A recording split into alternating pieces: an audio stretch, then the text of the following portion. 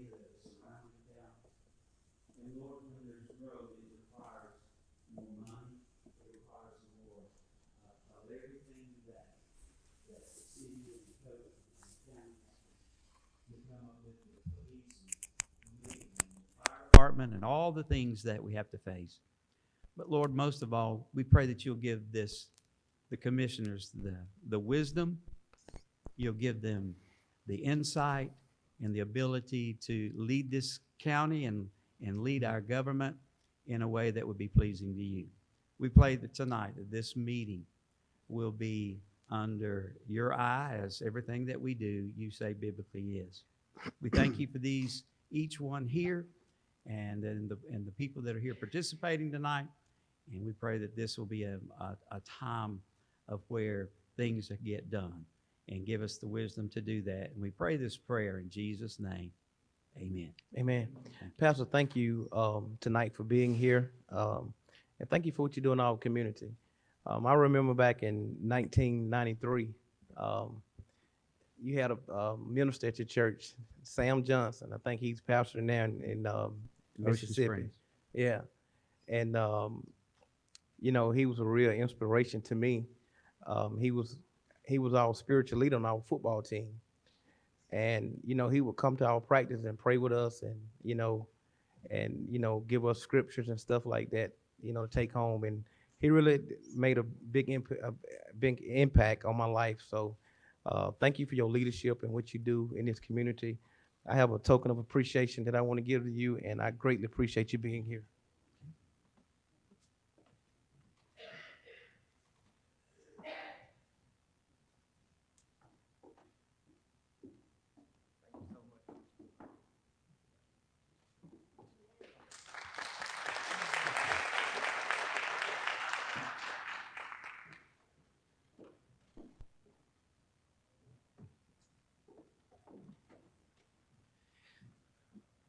Wow, don't get no better than that.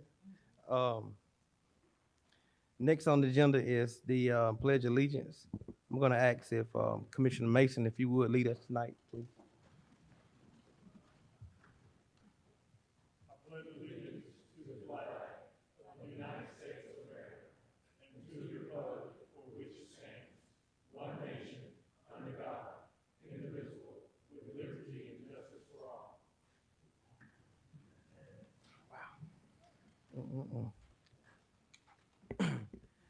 Next, we have on the agenda is the adoption of the agenda. We have a couple of changes here. I think I'm gonna we're gonna remove item number 13 altogether. That's correct. And there's a change also on, I think, item number 11. If I may, Mr. Chairman, Yes, sir. Lloyd, I know we discussed Cigna. Do you want to keep this on the agenda? Well, what I'd like to do then would be to move it to June the 4th. And that'll give us an opportunity to try to get the quote from United Healthcare that Commissioner Mason requested. Well, we won't take an I'm sorry? I don't And- think you can get a quote from Humana this year. I'm just asking for that next year. No, we could certainly make sure that we have a quote, from them too. Yeah. We're gonna take it off. So we're going to take item number 11 off as well. So that's 11 and 13. Correct. All right. Some of the change. All right. Commissioners, you had an opportunity to look at the agenda. I seek a motion that we approve it with the changes. So Mr. moved. Second. It's been motioned by Commissioner Schultz and second by Commissioner Mason. All in favor? It passes 5-0. Thank you. Next on the agenda is citizens' comments. This opportunity, we allow citizens to come up and make comments about agenda topics only. You may come in this time. You have 3 minutes to do so. You may come in this time. Agenda topics only.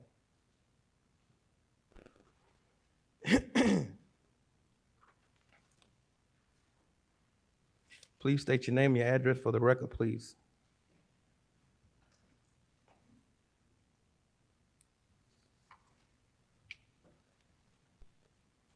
Thomas Butler, 650 Fleeta Drive. Well, I'm talking on number 12. Where you all getting? You know, no wonder they got to raise taxes and everything. Say last year we bought you a $50,000 or $60,000 van. So far this year we bought the sheriff 10 new cars. Now we got to buy a new car for her. And I understood when you got your new car that he got your old car. I seen him driving it around anyway, whether he got it or not. So what all of a sudden is wrong with your old car that he has to have the new one?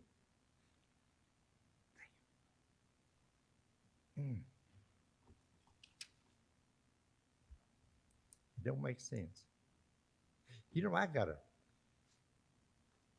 2002 Silverado pickup truck I still driving, and a 2005 Saturn van. I'm satisfied with mine as long as it runs. So why do we have to have? Why don't y'all get new cars for everybody sitting up there? That's what you ought to do. Pass the rule and get all of y'all a new car every year. Hey, I bet you, now yours was bought in the county. I'll agree to that, because I checked it out. I seen the again sign on the side of it. But I bet none of the police cars was bought in the county. And I ain't got all the time yet. But I'll let you go. Thank you. Thank you, sir. Anyone else? Anyone else? Thank you. Next on the agenda is the chairman's report. Tonight, first up, we got a couple of items on the chairman's report tonight. The first one we have is Mr. Robert Foxworth. If you would, sir, please come on. Please take a couple of minutes and tell us about the 4th of July, please.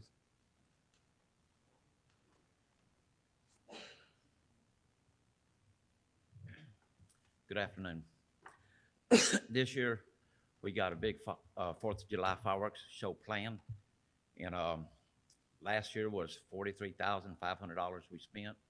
This year, we added $5,000 to it. Last year, a nonprofit committee was formed. Got a 5-member board. And the chairman's on it, the mayor of the city, a retired police officer, an attorney, plus myself. And we had money left over from what we raised last year, and we used that $5,000 to increase the show this year to right at $49,000. We're shooting off. We have 4 locations we're shooting from, and we pay, the city of Covington pays 1/3 of the cost, the nonprofit, we pay the rest of it. And the city lets us basically do what we want to do, and with everybody's support and everybody's donation, that's how we raise the money to get the funds to pay for everything. We collected from over 200 people last year for the donations. And we're on track to collect from 200 or more this year. And if anybody has any questions, I'll answer them. Any questions, Commissioner? Commissioner Henderson. Thank you, Mr. Chairman. Mr. Rob, keep up the good work. Well, I'll let y'all know I'll be calling each of y'all too for a donation again. Y'all always support me. I really appreciate it. Without all the contributors, this show wouldn't be what it is today. The first year, 8 years ago, we had a $12,000 show. This year's right at $49,000. So it has really grown thanks to all the contributors like yourselves and everybody else. Thank y'all. Thank you so much. Mr. Foxworth does an excellent job with the fireworks. Bring a lot of people to our community. Next, we got another special guest with us tonight. He is the former Newton County head basketball coach. We know him in the community by Coach Raz. He has his wife Tiffany and some more family members with him tonight. Um, Coach is leaving the community, going not too far. I think he's going to Oconee. It's Oconee, right? The Coach has did so much great stuff in our community. I want you, Coach, if you would please come up. Coach Raz is a good friend of Commissioner Schultz, and I want Commissioner Schultz to say a couple of words. Thank you, Mr. Chairman. So it is my honor to have the opportunity to say a few things about Coach Rasmussen. He is, when you hear some of the things that he has done, you will be so proud of Coach Raz. And we're losing someone who's given a great deal of his life to our community.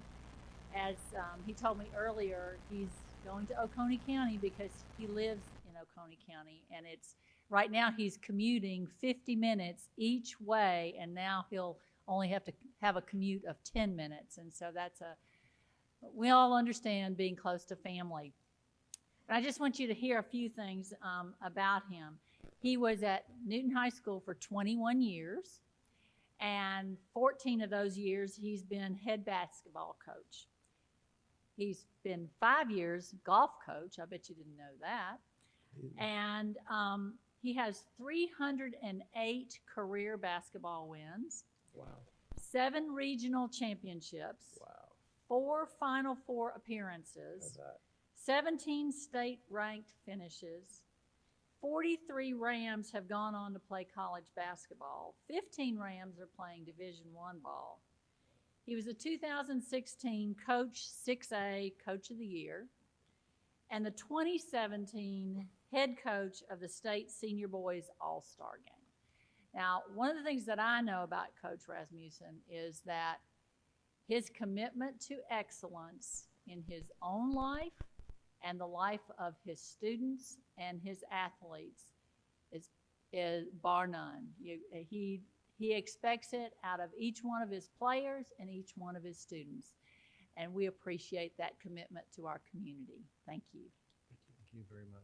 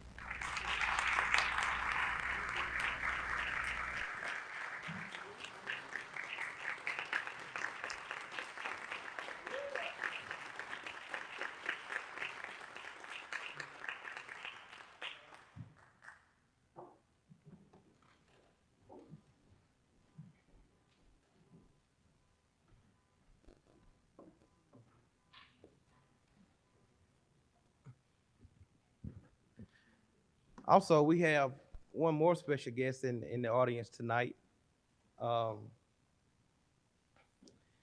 This guy here is a good friend of mine. When I first came in the office, he kind of came over and took me in and said, "Hey, I want to be on your team. I want to make sure that we do what's right for this community." And that is the Chamber President, Mr. Ralph Staffins. And he had his wife, Rachel, with him tonight. Sir, if you would, please come up. You can bring your lovely wife with you if you would like.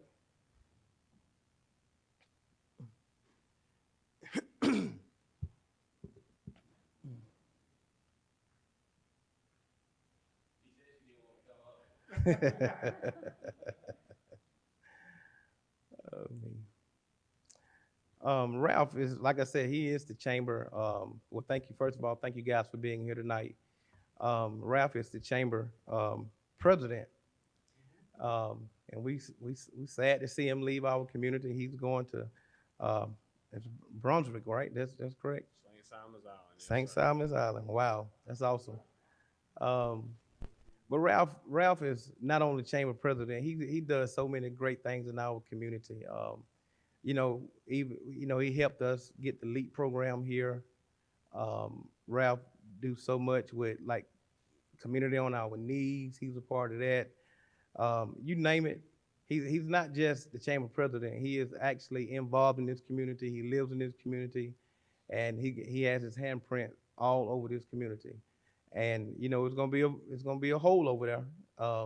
Somebody got big shoes to fill. But Ralph, we greatly appreciate your leadership. We appreciate what you have established in this community. Our chamber just got. I think we just got another accreditation. Is that correct? Yes, sir. We got accredited by the U.S. Chamber of Commerce. And that's awesome. Top 3% chamber in the nation. And you will be taking over is that the Georgia Chamber? Would you? No, it's yes, I'll be the chairman of the Georgia Chamber Yeah. Association next year. You will be the chairman. So Ralph is doing great things. He has done great things in this community, and he's going to be doing great things down in St. Simon's. That's awesome. But you're going to be truly missed. And I just want to tell you personally, I appreciate your friendship. I serve on the IDA board with him. He's on the SPLOST committee. He does so much. I hate to start naming stuff and leave it out.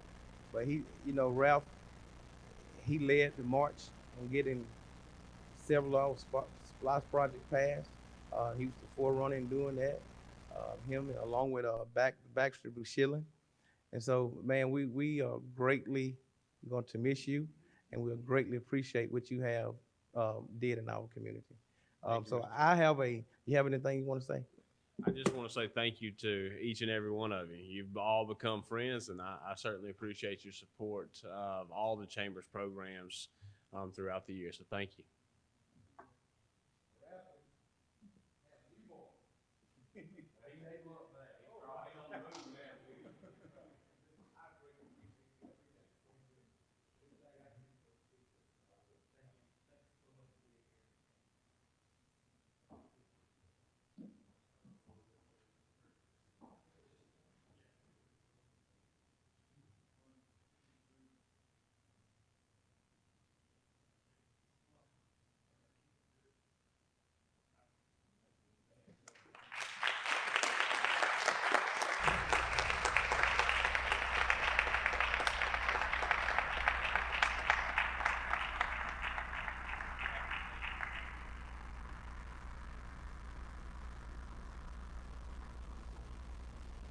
Mr. Chairman, if I might.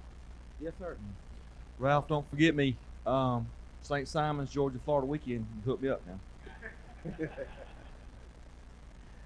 Oh, wow. You're going to have a lot of new friends. He is, yeah. It is 7:30 on the dot. That couldn't have worked out any better. It's time that we go into our public hearing tonight. Yes, she is right here. Ms. Judy, if you would please come up.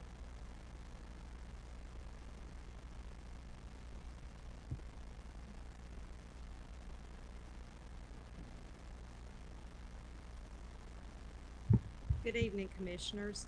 Good evening. We have two items before you this evening for consideration.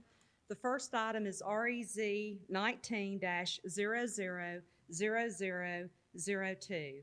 This property is located at 3163 Highway 81 North, and it's approximately 1.03 acres. Its current zoning is R2 Single Family Residential, and its existing land use map is commercial. The request for zoning change is to go from R2 Single Family Residential to CH Highway Commercial, and the applicant's intent is to establish a commercial retail development. This petition was heard by our Planning Commission. It was originally heard on March the 26th of 2019, and the Planning Commission, due to some concerns raised by the neighbors, recommended tabling the petition until their April meeting. It was reheard at the April 23rd Planning Commission meeting. There were additional conditions placed on the property to mitigate any of the impacts that the neighbors and concerns they had raised, and the Planning Commission did recommend approval unanimously. Again, the property is situated between Highway 81 North and Old Highway 81. It was formerly used as a volunteer fire station, and there the future land use map will show you that it is commercial. Again, the current zoning on the property is R2 single family residential, and the request is to go to CH Highway Commercial. That is a plat of the property. This view here is the view if you're going north on Highway 81. It shows you what the building looks like. And then we also have another view if you're coming south down 81 at what the structure looks like. Conclusion: the proposed zoning and uses is consistent with the policies and intent of the future land use and the comprehensive plan with approved zonings in the area. Given the land use and zoning designations of the surrounding properties, there is justification for approval. Should the board approve the petition, staff does recommend the following conditions, and these were also unanimously voted on by your Planning Commission. If this petition is approved by the Board of Commissioners, it should be approved CH Highway Commercial, conditional, subject to the owner's agreement to the following enumerated conditions. Where these conditions conflict with the stipulations and offerings contained in the letter of intent, these conditions shall supersede unless specifically stipulated by the Board of Commissioners. To the owner's agreement to abide by the following development standards. A, if any improvements are made to the entrance, applicant will provide satisfactory ingress and egress to the site to be approved by GDOT. B, a transitional buffer must be maintained in perpetuity along the north and south property lines as long as it adjoins residential zoning. If any of the existing tree line is disturbed, the buffer must be replanted. C, the following commercial uses on the property will be prohibited: tire store, auto truck repair, appliance store, auto sales, auto parts store, car wash, commercial vehicle and or equipment sales and rental, a day spa, an electric, petroleum or gas substation, farm equipment sales or rental, flea market, funeral home, homeless shelter, hospital, hotel motel, laundromat, massage studio, mini warehouse, nursing home, pawn shop, payday loan, title loan, check cashing, parking lot / garage or truck stop parking. D, should the primary structure be repainted, it shall maintain the current color or a similar color, and any accessory structure should be painted the same color as the primary structure. E, applicant shall provide a landscape plan to shield the existing container from the adjacent residence across Old Highway 81 using fuchsia green giant plantings or a similar type plant that may be acceptable by development services. And I'm sorry, you said staff recommended the approval, you said? Yes, sir. The Okay. Planning Commission did unanimously at the second meeting on this. Commissioner, do you have any questions before I open up? Commissioner Schultz? So Judy, just to explain the type of plantings, that is a manufacturer, that is a vendor, the Fujo giant plant. The fuchsia green giant is very similar to like your, oh goodness, what are the trees that were so overused that they're diseased? Yes, thank you. And due to that, we want to go away from it, but the fuchsia green giant actually, if planting at a 3-foot height upon planting, it will grow quickly it grows about 3 feet a year. So in order to achieve the type of screening that we desire within a 3-year period, this would be a plant, or very similar to this would be what we would recommend to get that buffer planted quickly. Anyone else? Thank you. It is approximately 7:35, 7:36. We want to take this opportunity to open up this portion of our public hearing for the applicant and those that want to speak in favor tonight. You have 10 minutes to do so. If you would, please come and state your name, your address for the record, please. The applicant or those that want to speak in favor. You may come at this time.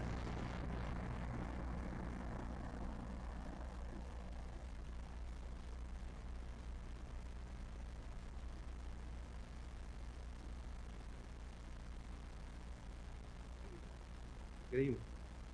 I just wanted to mention that currently the land use, although not commercial, when its inception, when the building was built back in 1983, it was originally, as mentioned, the volunteer fire station. And since that time, it has been used as a volunteer fire station up until about 2012 when it was vacated. And from 2012 to 2018, it was used for storage of items along with commercial vehicles. And then after my purchase, when I went to renew or purchase utilities, put down deposits, they were all treated as commercial. The utilities are all commercial. The insurance that I'm having to pay on the building is commercial. Having to have backflow prevention tests done on the building. And it also has, on the north end, a commercial installment that is of AT&T transfer station for calls with 3 banks or 4 banks of Slick 96s. But I just wanted to mention that. Can you put your name and your address in the record, sorry. please? Name is Jody Nolan, Jodynollan, and I live on Johnson River Road in Covington. Thank you, sir. Do you have any questions? Thank you. Anyone else want to speak in favor tonight? Anyone else want to speak in favor?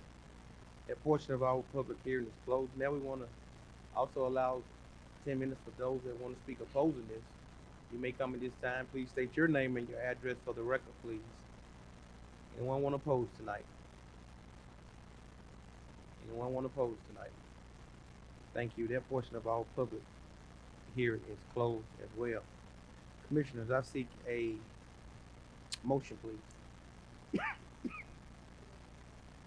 Mr. Chair, I'd like to make a motion to approve REZ 19-000002 with the recommended conditions as read by Ms. Johnson. It's been motioned by Commissioner Schultz and second by Commissioner Edwards. Any discussion? All in favor? It passes 5-0. Thank you. Ms. Johnson, please.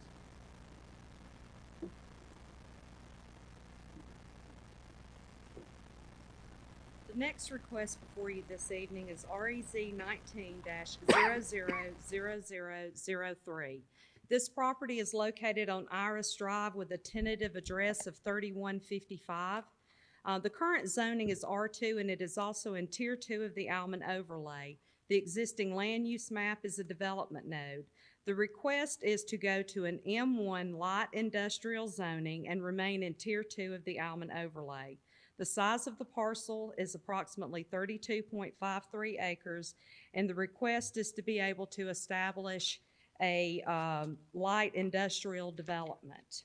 The Planning Commission did hear this petition as well at the April 23rd meeting and did recommend approval with all of staff's conditions by a unanimous vote. Again, to show you the approximate location of the property, you may recognize that it lies next to Chamisa Business Park on the access road. And again, it's in the development node. And this shows the current zoning. The highlighted blue parcel, if you can see, is yellow, which indicates it's R2 single family residential. And the property is positioned in between two light zonings up here where you see the two yellow square boxes. That is where the Baptist church is, as well as their caretaker's home. Again, this shows that it is in Tier 2 of the Alman overlay. One of the things that staff does want to be able to point out is that there is some residential that adjoins this property along the south property line, but due to the wetlands that are on the property and the floodplain, the property, when developed, should this zoning be approved, would not go near the neighboring properties due to the fact that they can't develop within the floodplain or the wetlands. They have presented a concept plan. There is a request to possibly be able to use this parcel in conjunction with the adjoining M1 parcel to get a better planned development. However, the conditions that staff has recommended would apply to this parcel whether it developed jointly with the other parcel or if it developed as a standalone parcel. So again, the conclusion, provided staff's recommended conditions are incorporated into the development of the site, the proposed use is consistent with the policies and intent of the comprehensive plan and with approved zonings in the area. And our recommended conditions are, if this petition is approved by the Board of Commissioners, it should be approved M1 light industrial, conditional subject to the owner's agreement to the following enumerated conditions. Where these conditions conflict with the stipulations and offerings contained in the letter of intent, these conditions shall supersede unless specifically stipulated by the Board of Commissioners. To the owner's agreement to abide by the following standards. Upon development of the property, the applicant will provide satisfactory ingress and egress for the site to be approved by GDOT, as the access road is a GDOT maintained road. B, should the property develop in conjunction with the adjoining tract, map and parcel 24-82, and the use exceed the approved development of regional impact from the state that has been approved on the other property, the applicant will revise the DRI request. C, should the property develop as a standalone project and the use meet the requirements for a DRI, which is a development of regional impact that requires regional review, the applicant will submit through the county for approval for the site.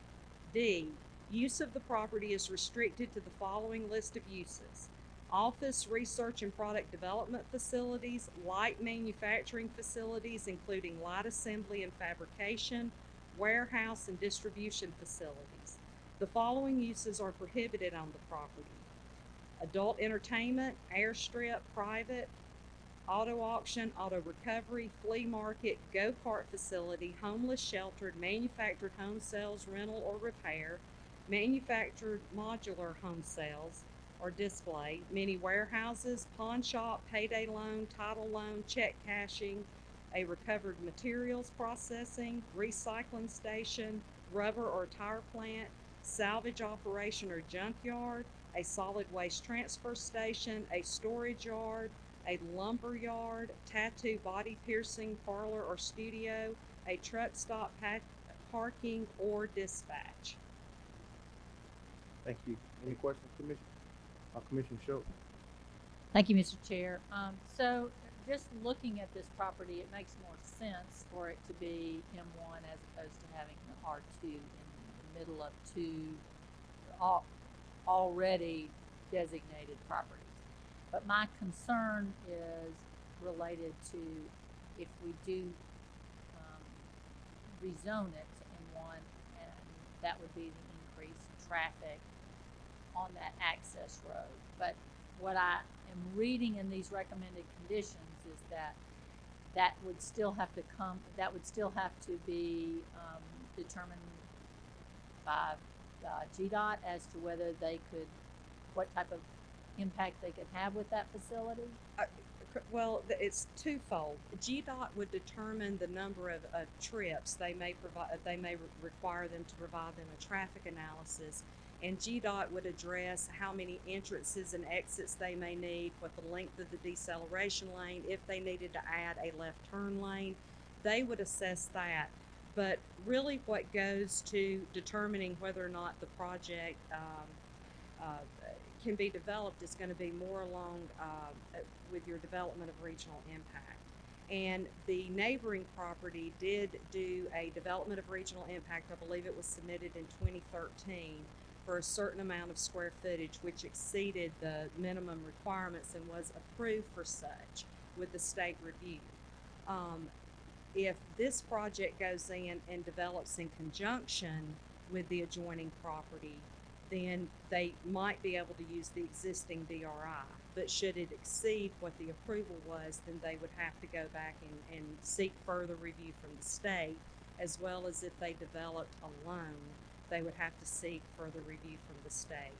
But on the GDOT maintained roads, our ordinances do require, actually it's development regulations do require both left turn and deceleration lanes, but it's really up to GDOT to enforce that, because we have no authority on a road that is controlled by GDOT. But that access road,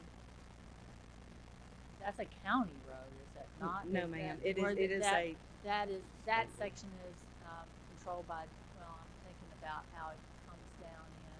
Because if you're gonna have increased truck traffic, let's just say hypothetically, because that's gonna be an M1 property, we assume that there that will the be. trucks would be there will somehow be related, yes, increase. ma'am. Is that going to come back before this board at all? Because we're gonna have to have, if you look at the way that access road operates, it comes into our intersection. So that truck traffic is going to impact our road eventually. Yes, there is the possibility, but I would also remind you that there is already an 80-acre tract currently existing that can be developed that would have these same concerns, as well as there is vacant property within the Chamisa Business Park. This is to seek the highest and best use for the property. I do agree that there may be traffic concerns, but we have so many state-maintained roads that I would seek legal if making a determination just based on, because we don't have a plan in front of us right now. Well, and I guess the question that I would have is down the road, because it's not gonna come back before us. Correct. If they develop this property. We need to make sure that we have planned sufficiently for that increased traffic on our side, in terms of what we do. Because the only way you're gonna be able to get any kind of traffic flow is to come back into the county road. So I just wanna make sure that we have some opportunity to make sure that we have a discussion about it. I think there's that road leads to, I think, Salem Road as well? Well, it's actually the access road here, and this is Rockdale County. So this is I-20 that runs along this white little vein here. And the access road, of course, runs parallel to that. So traffic coming in and out of this property would actually have an option to go back up through the access road to the Rockdale County Salem Road, if they were looking to get on the interstate, or they would have the opportunity to come back down the access road back toward Kroll Road, where we do have the improvement plan for that intersection as well. And also, if a project do come in, I mean, we don't have a project in front of us right now, but if a project do come in, we can suggest a traffic study. Is that correct? Oh, absolutely, absolutely. We can request the traffic study, but that doesn't mean it's gonna remand it back to this board. I'm not sure how we could craft anything that would bring it back to this board if I just don't know how that would work. Commissioner Henderson. Thank you, Mr. Chairman. Lord, what's your take? Well, GDOT does control the access road that there, and typically, they are mindful of the traffic impacts that it would have. So I think that they're, the immediate impact is gonna be where the driveways are and where the facility is. So there would be turn lanes and so forth put there on the access road, or decel lanes, and I would assume an accel lane. It is difficult to, and I don't think you could require improvements on roads, on the other county roads that may be impacted. I think the immediate impact is what you can control. But I think that GDOT is going to be a part of that. We'll also, our transportation department will be a part of the review process as well, to make sure that it's going to be safe there. Impact on Salem or the other roads in the area. I'm not sure how you could control that other than if, we can restrict truck traffic through traffic on some of our county roads that are in the area. We can certainly do that so that their travel way would be on the access road or on the interstate. Anyone else? Thank you. At this time, we're going to open it up for the applicant and those that want to speak in favor. You have 10 minutes to do. You have 10 minutes to do so. If you would, please state your name and your address for the record, please. You all right, sir?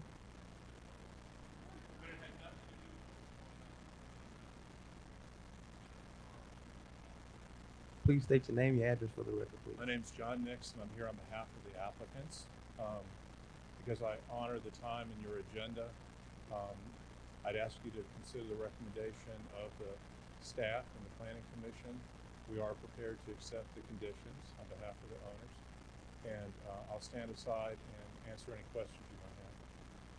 Any questions, Commissioner? Thank you, sir. Thank you. Anyone else want to speak in favor tonight? Anyone else want to speak in favor tonight? Thank you. That portion of our public hearing is closed.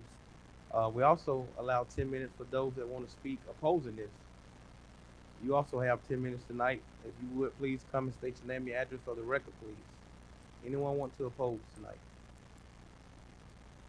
Anyone want to oppose tonight? Thank you. That portion of our public hearing is closed. I think this is Commissioner Schultz. Seek a motion, please. So as I stated, it's logical for this particular property to now go to N1. It's illogical for it to stay at R2. So with that, I move for approval of REZ 19000003 with the recommended conditions as read by Ms. Johnson.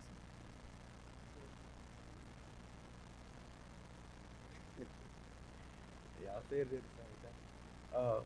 It's been motioned by Commissioner Schultz, a second by Commissioner Mason. Any discussion? All in favor? It passes 5-0. Thank you.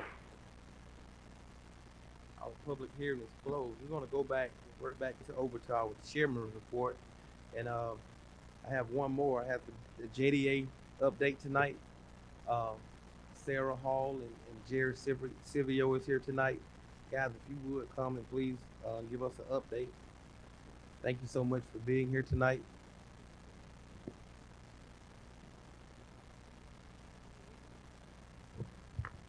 Thank you, Chairman and Commissioners. Good evening.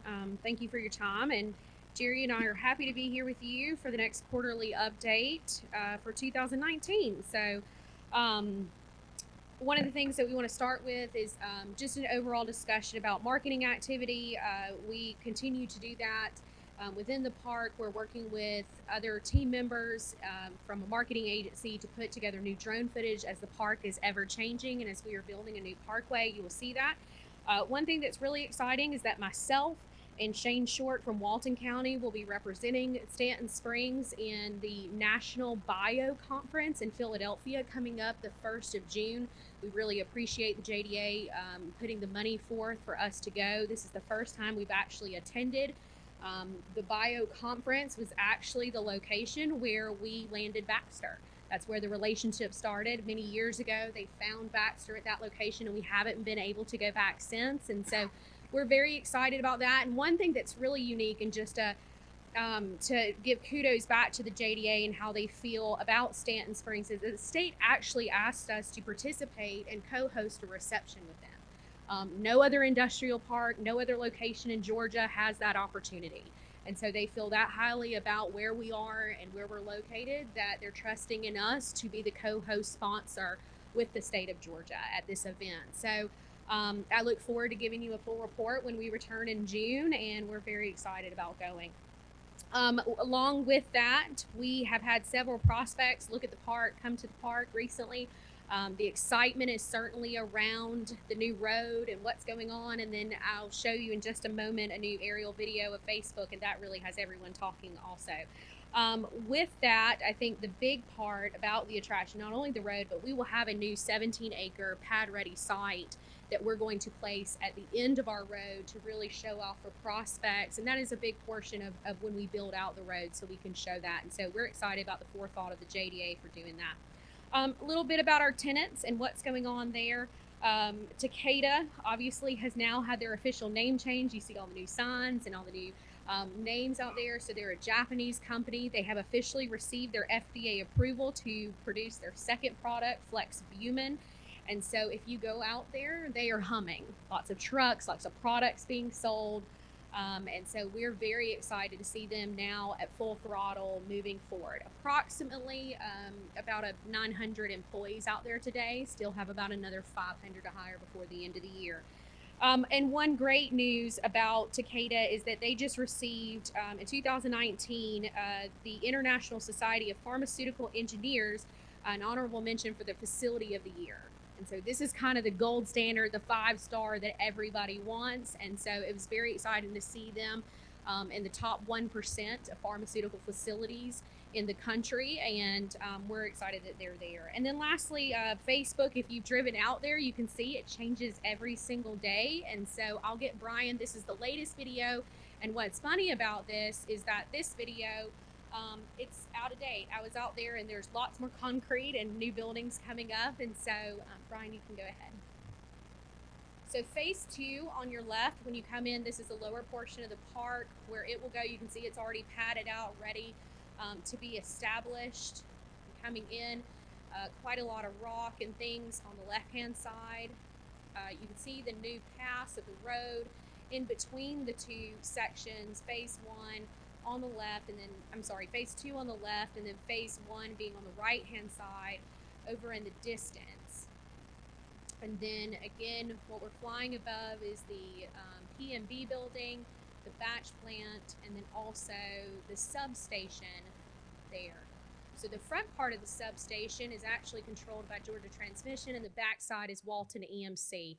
And what's funny is this was taken on a Monday, and on Tuesday, Walton EMC had actually finished their concrete. And so it was already complete. So if you go out there today, it's finished. One fun fact about this substation is actually the size of the square. That's how large it is. Also, too, fun fact, this will be the largest power user in the state of Georgia when it's complete. So phase 1, the back building is building 2. The center building is your administration building, and then building 1 is in the front. And you can see the roads are kind of path around. On the front of building 1 that we're about to come across, those are your actual diesel generators for backup electricity or power if needed, and hopefully we'll never get there. But there's actually approximately, I think there's about 28 per building.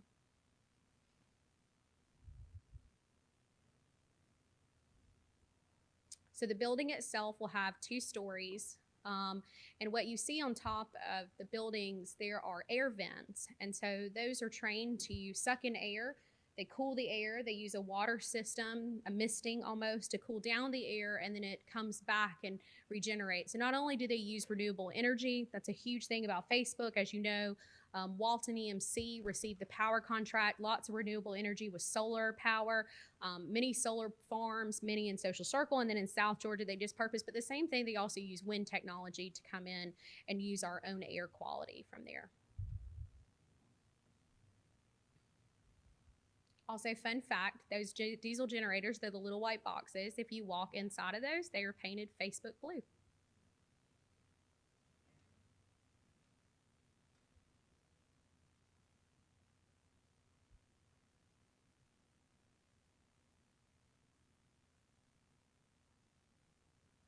to building 2 on that end. And remember that, so this is phase 1, we'll be building 1 and 2, and then phase 2 that you saw with just the padded site will actually house 3 buildings. So the buildings 3, 4, and 5 will go to the other side of the park.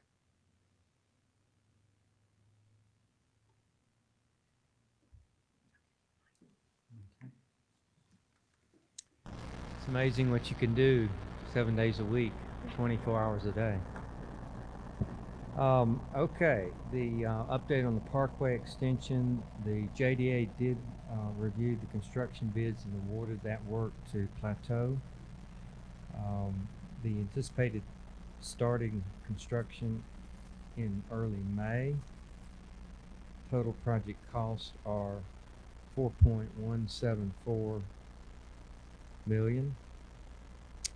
And phase 2 project is postponed because of the federal grant was not awarded to the JDA, but not to say that we won't continue to pursue that. Engineers continue to coordinate efforts with, or I should say, orchestrating efforts between the utility contractors. So on financial, the JDA adopted its budget for July 19 through June 20, which includes estimates for phase 1 of the Parkway extension. Phase 1 of the Parkway is funded in full by the 2018 property sale proceeds.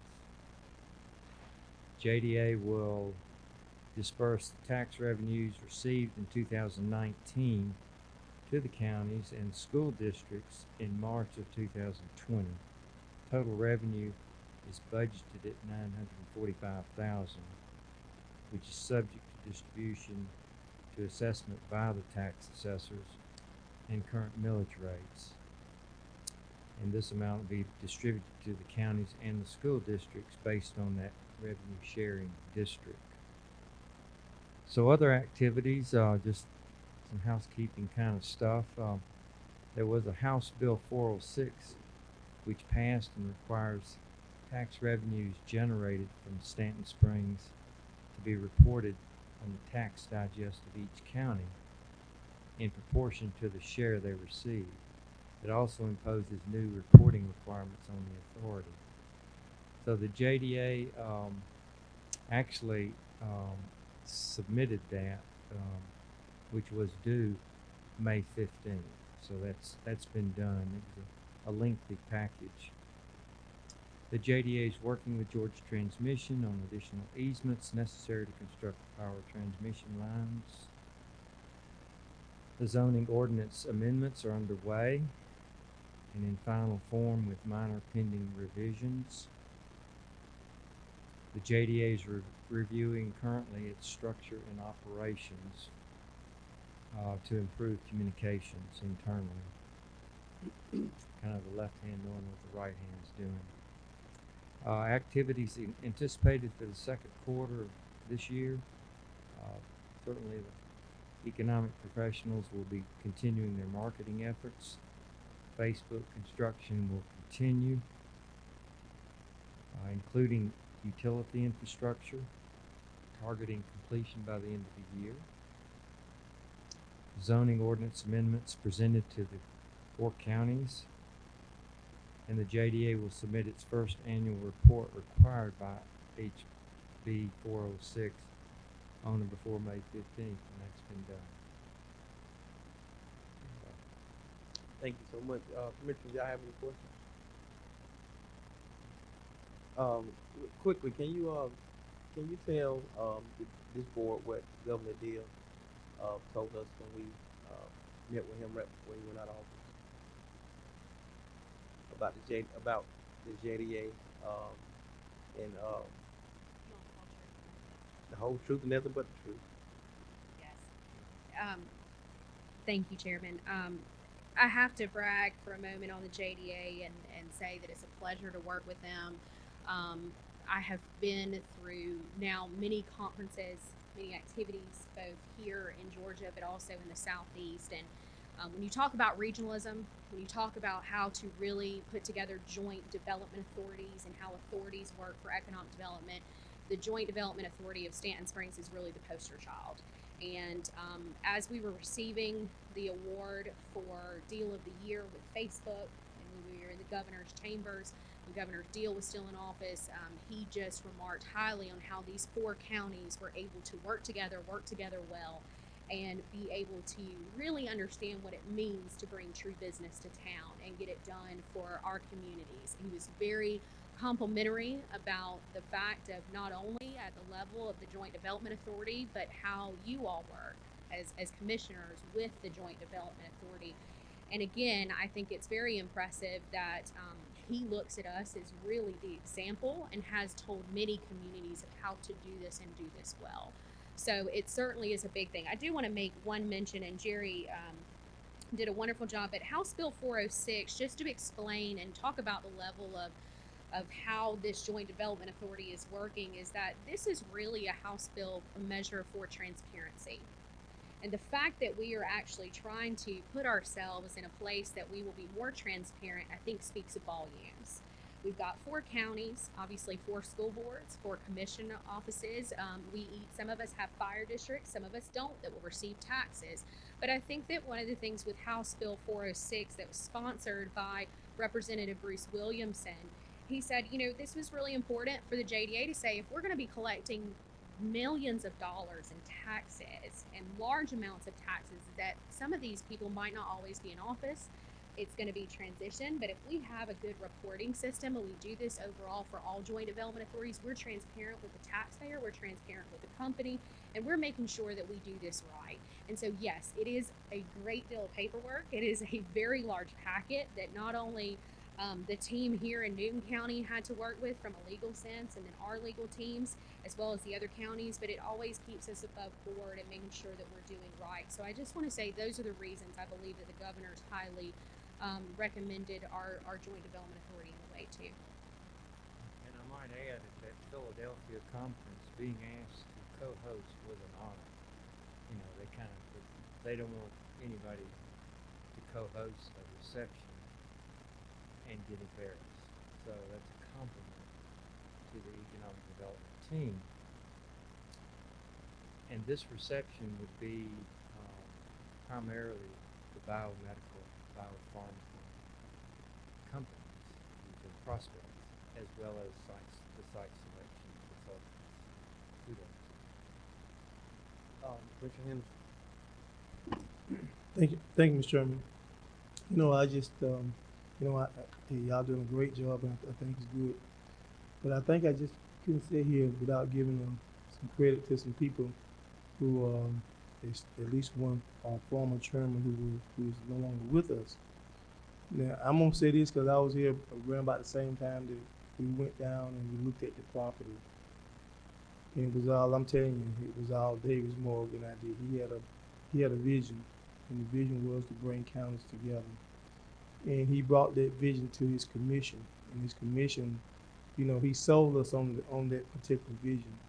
Then he asked the county attorney at that time was William Thomas Craig to go out and put those pieces together. And he worked with, I think it was Purdue and India in order to make that happen.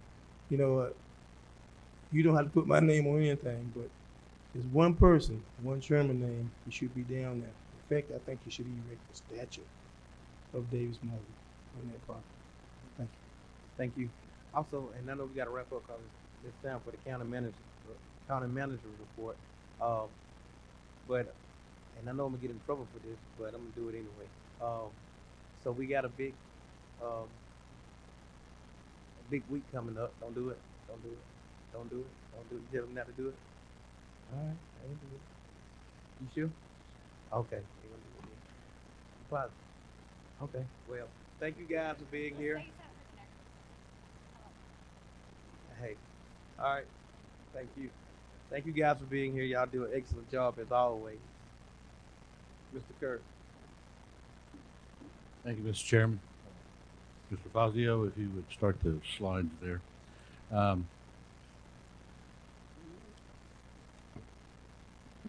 Excuse me. Go ahead, next slide, please. This slide shows our employee population as of May 1st. We had 12 new hires and 12 separations, so our population did not change, but you can see our total is 653 employees, permanent full-time employees. Next slide, please. This slide is the recap of the permits that issued for January to April of 2019 versus the same period of time for January to April of 2018. And you'll see we have slowed down just a little bit, but we are keeping pace with where we were a year ago. It also recaps for you some of the business licenses and all that we do issue. Next slide, please. This next slide, Public Works and Road Services, a work order upgrade. You can update, you can see the number of work orders in each of the districts. Also, the LMIG resurfacing projects that have been done in April. Another project that we worked on was the culvert on Belcher Road, as well as Five Oak subdivision, and that's an ongoing project. We're going to be doing some additional work in Five Oak subdivision to help alleviate a drainage problem. During April, we did have a severe storm, and we did have 3 roads that were closed: Johnson-Ellington Road and the entrance to Trotter's Walk. And I'm happy to report that Johnson Road is now open, and the Trotter's Walk subdivision entrance has been repaired as well. Next slide, please. We are part of the TutorMate program. This is a joint venture between the county and the school system, where we have employee volunteers, and we've had 8 volunteers for 2019 spring semester. Each of these volunteers spend 30 minutes a week working with a first grader to assist them in developing their reading skills, and this is something that's been a pretty successful program. And you'll see there some of our employees from left to right on the picture to your furthest left. Shayna Applewhite, Lori Riley, and the chairman's aide, LaTanya Hamptreet, and then also my aide, Walker Hughes. And there were some other folks too involved. We weren't able to get a picture of them. But this will be an ongoing project and program that we will be continuing to be involved in. And our first call for volunteers, we had over 50 employees who were interested in taking 30 minutes out of their week to help some of these kids with their reading skills. So, and at this time, I would like to ask our Animal Control Director, Cindy Wyman, to come up. She is bringing, and I'll let her introduce her guest with you. We recently received a $5,000 grant from Planned Parenthood of Georgia, and I'll let her explain the program to you. I think this is a major milestone, and I think this is something that's certainly worthwhile and some good news to spread out there to the county. Good evening, Commissioners. Thank you. As most of you know, one of the things that I have very near and dear to my heart would be being able to sterilize the animals that are adopted from the Newton County Animal Shelter before they leave the shelter. In the past, this has not been a possibility. I'm very lucky and blessed to have a very good friend of mine, Elizabeth Bergner, who is the Chief Executive Officer of Planned Parenthood of Georgia, a very large, very active, high-volume, low-cost spay-neuter clinic in Duluth, Georgia. She worked a lot, and I did a little bit of work with her to obtain a grant from Maddie's Fund. They were awarded for $5,000 that will allow 25 dogs and 50 cats to be sterilized for free and given rabies vaccines at no cost to the citizens adopting them. This will also include a rabies vaccine. This time I'd like to introduce Elizabeth Bergner, who can tell us a little bit more about the program. Welcome. Thank you so much, ladies and gentlemen, for having me tonight. This is a huge step in terms of value for the citizens who are adopting animals from the Newton County Shelter. And it also brings the county more in line with animal welfare best practices in closing that revolving door, whereby the animals go out, they reproduce, and their litters come back in. So we transported the first 7 animals today to our clinic in Duluth. They'll be neutered and returned tomorrow before they go to their prospective owners.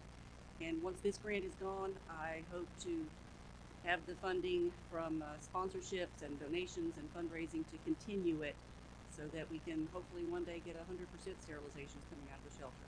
Cindy has done a wonderful job in increasing the live release rate from the shelter, and this is just an added bonus to that.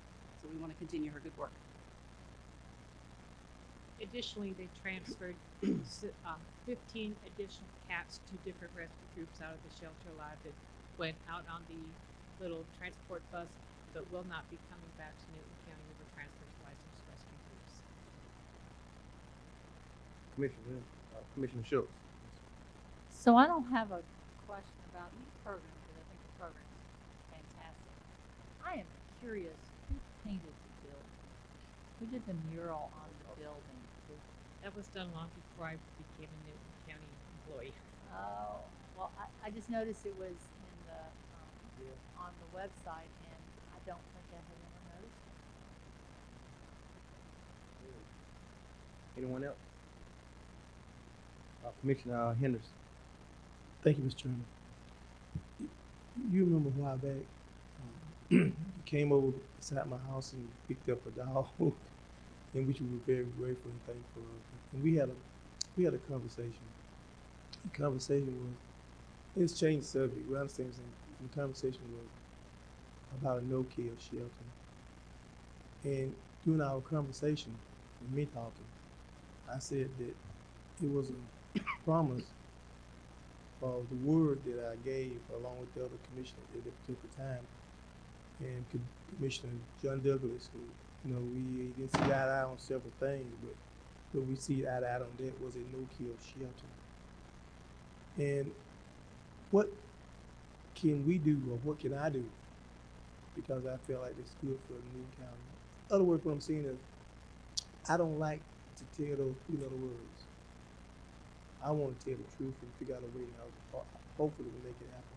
I understand that the volume of animals being euthanized is down on the low, but the idea or promise that we made was a no-kill shelter. And I'm wanting you to tell me, and maybe however you can, is how can we get to that?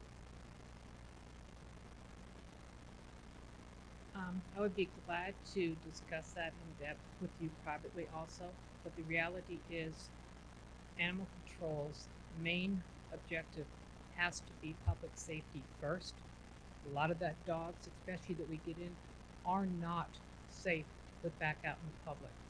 And to do so would be irresponsible to not only the people who adopt them, but also to the neighbors.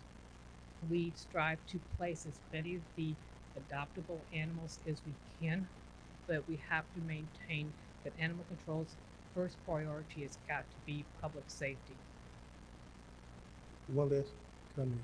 Then how does other counties, I know specifically in Atlanta, who have no kill shelters, so how do they do it? I think that would be a discussion maybe left for a private discussion, Commissioner Henderson. I do know just recently we did get a dog that was adopted from one of those no-kill shelters that had already bitten one person that bit the adopter in Newton County. So there are, you know, the main thing is that has got to be a first priority. And on the other side of that is these counties that do have maintained the no-kill status. Just because I work with Gwinnett, I can pull up their numbers pretty close. They take in only about twice as many animals as Newton County does in a year. They have a shelter that holds in excess of 500 animals and a staff of 43 people with a budget that probably exceeds $7 million. When you're talking no-kill, you're talking money. And I mean, I'm just putting it point blank, unless Newton County's got that type of money to put into it, it's not, these shelters also have full-time vet staffs. So it's a financial investment for the counties. Commissioner, thank you. Thank you. Commissioner Mason. Thank you, Mr. Chair. Phenomenal job is what you guys are doing. I am a dog lover and have an amazing dog named Major that I love a lot. And so this is slightly sensitive to me. So what I want to do is, I don't know if you know Scott Johnson. He's the county manager or county administrator in Columbia County. I would love for you to reach out to him. When I tell you the story that Columbia County has is phenomenal. One of the first things that they did, is they changed it from animal control to animal services, which put a very positive perspective on how we are treating our animals in our county. And so within the past, I want to say 2 or 3 years, they've had 0 euthanations. 0 over the past 2-3 years. So what I've done is I have put his address, his email address, and his name and where he's located on the back of my card. Please reach out to Scott. And I told Scott the next opportunity I got a chance to speak with you, I was going to refer you to him. Please tell him that I suggested that you contact him so that we can maybe see exactly what they did in Columbia County and how they got to this point. Their whole adoption system is amazing. They basically kind of take their whole animal location into like a PetSmart. They have certain ventilations where only humans will breathe, certain ventilations where only animals will breathe. They have grooming stations, like they have, and once again, money. Exactly. Once again, money. And so I think Scott can possibly give you some ideas on what they did to kind of try to even help from a financial perspective make that happen. So I would love for you to reach out to Scott at your earliest convenience, and I wrote all of his information. Thank you. You're so very welcome. Mr. Henderson. Thank you, Mr. Chairman. One last question. What does it cost to euthanize just one animal? In your estimation? That's a question that I really am not prepared to answer because there's a lot of different things that are involved with it. If you're talking about the intake and the disposal and the euthanasia and the staff time, I would need time to figure that out. Yes, ma'am. Do we get a bill? I mean, from the vet? No, we have staff that is trained and certified in euthanasia. Well, one last follow-up question. How many animals have been euthanized this year? I would have that number at my office. I don't have them with me at the moment. Could you email it to Ms. Jackson's office so that I could get information? Absolutely, and it's actually the monthly stats are included in my report to the county manager. Yes, ma'am. Could I, Mr. Lord, I get a copy of that? Hopefully. Sure, I'll be glad to. Thank you. Anybody else? Thank you so much for being here. Mr. Kirk. Anything else? No, sir, that's all I have for today. Thank you very much. Thank you, Cindy, and thank you, Ms. Berger.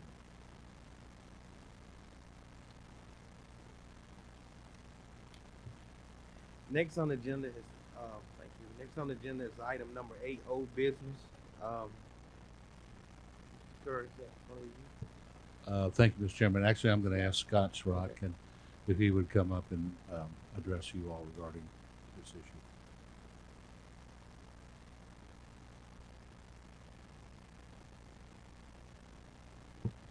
Mr. Chairman, Commissioners, good evening. Good evening.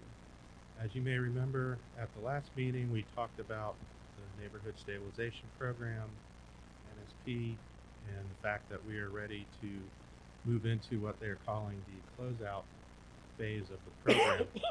And staff had proposed a budget amendment to help fund that project. I had a meeting this morning with Nicole Cross, and based on a few changed circumstances, we're actually going to propose a different way of moving forward. So if you bear with me for just a couple of minutes, I'll explain what that new recommendation is and how we arrived at it. The first thing to make you aware of is that yesterday afternoon we received written confirmation from the Department of Community Affairs, DCA, that we can use the remaining administrative funds to help pay for the consultant. And if you look at the memo that you should have in front of you, we have right now just a little bit under $11,000 remaining. Now that number should increase in July when we get another program income payment from Habitat for Humanity. So I'm estimating by the time we'll need to actually pay a consultant, we should have roughly $11,500, give or take. The other thing that's changed is we began to revise the documentation for the request for proposals, the RFP. And as we looked at the timeline, we realized getting the proposals back, having the committee evaluate them, bringing a recommendation to the board for approving a contract, executing the contract, getting the work started, there really wasn't a way we were going to be able to do all that in this fiscal year. And the reason that's important is the budget amendment we looked at last time was for FY19. And Nicole had thought if we could start the work in FY19, she could encumber those dollars as we move forward. But since we can't, I think, realistically start the work until FY20, we no longer feel comfortable asking the board to do that budget amendment. So what we're suggesting instead is that tonight the board just give a consensus. I don't think this requires a formal vote, but correct me if I'm wrong. Let's just give us a consensus that it's okay to move forward with the RFP as soon as we can get everything ready. And then probably the second meeting in July, we would come back with the results of the RFP, a recommendation for which consultant we think the board should approve a contract for. At that time, we'll also know exactly how much the consultant will cost. We'll know exactly how much NSP funding we'll have, and we can make a more accurate budget change at that time if it's necessary. And the board can review everything at once and decide if it makes sense to move forward. You know, issuing the RFP commits us to nothing. There's language in it that says the county reserves the right to not award a contract at all. So that is what staff is recommending. Just let's move forward with the RFP, and then we'll come back in July and really look at everything in a comprehensive manner. So I'm ready to answer any questions. Any questions, Commissioner? Commissioner Cowell. Just a comment. I think as complicated as that NSP program was, getting a consultant to clean this thing up, because I worked on the city's part when we first started. We did it at Walker's again. More hoops to jump through than you can ever believe, and we really probably need somebody that's skilled in doing this. So I have no problem with it. I do just want to reemphasize, we talked about this last time, but I think the consultant will help, but it's not a guarantee we're going to have smooth sailing when DCA does the full audit. I just want to make sure everybody really understands that. So I'm thinking we need to table this and offer motion for you guys to move forward to seek out a consultant. I don't think we have to table anything, because like I said, the current budget amendment really has become not applicable because it's this year's dollars, and we're now looking at FY20. So I think, tell me if you disagree, but I think the only thing we're really asking the board to do is just, like I said, give us a general consensus that we should move forward with issuing the RFP probably right after.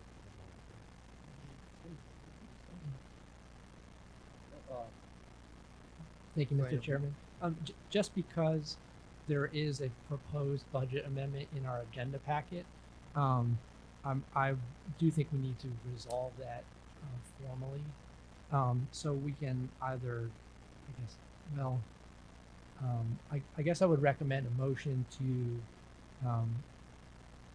thinking deeper about it, to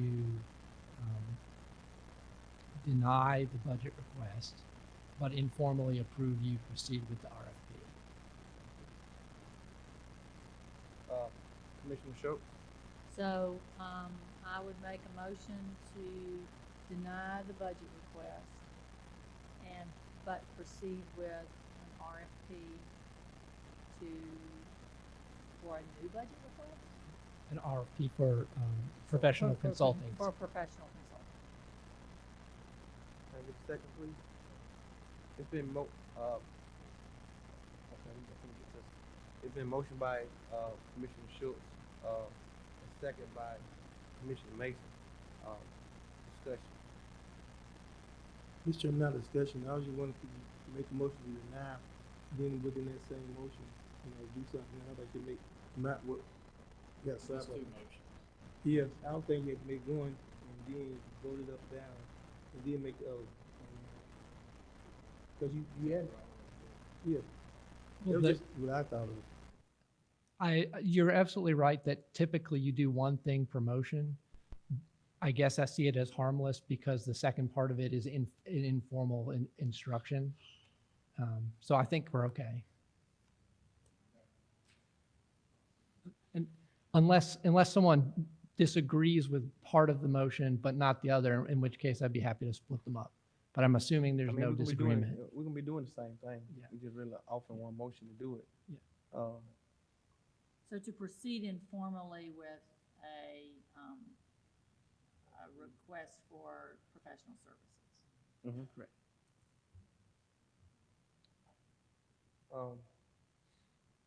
Any more discussion? All in favor? Passes with 4-1, one abstention, please. It's the first time I've been happy to be Well- denied, so thank you.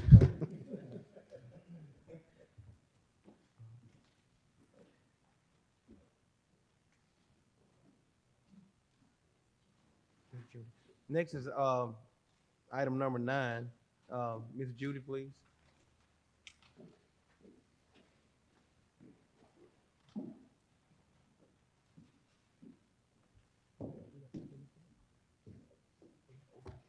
Good evening again, Commissioners.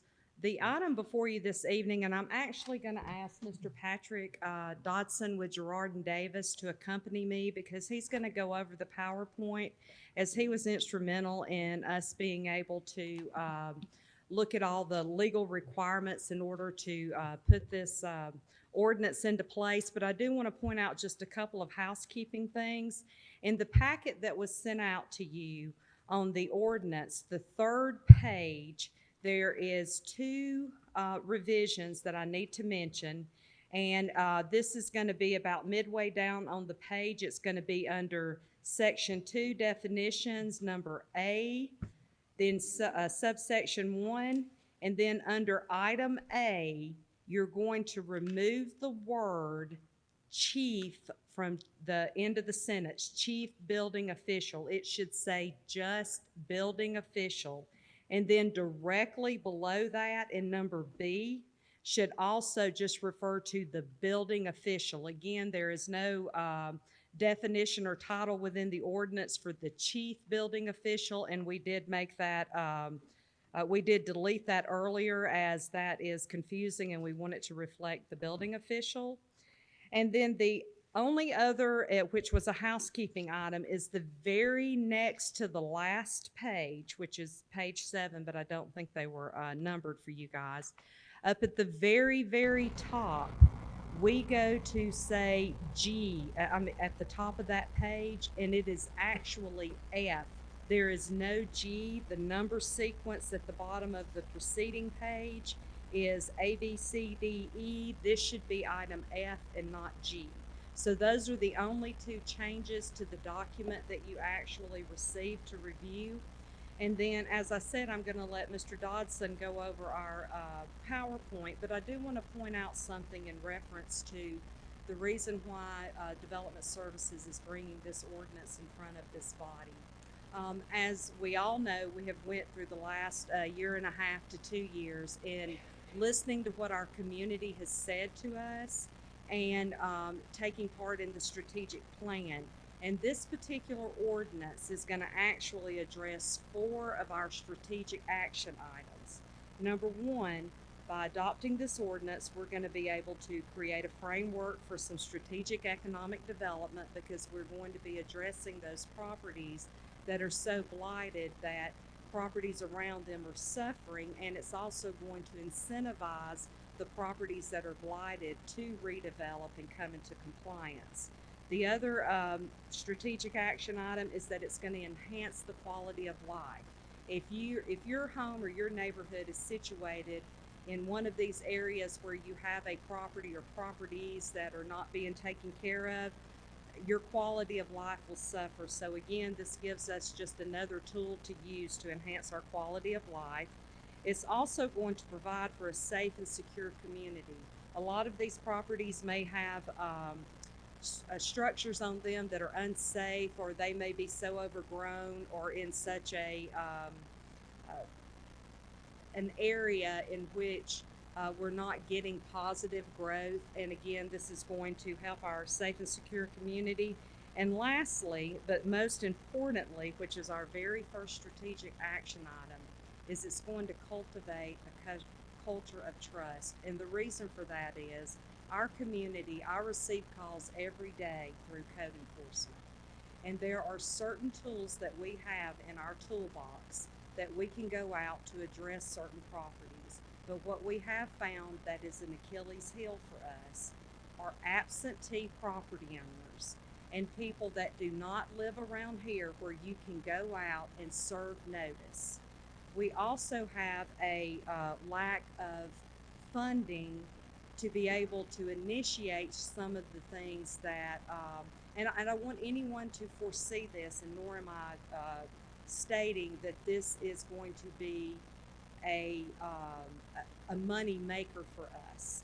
That is not the intent of the ordinance, by no means. And it takes a very long time, and it takes a very diligent process for a property to be deemed blighted.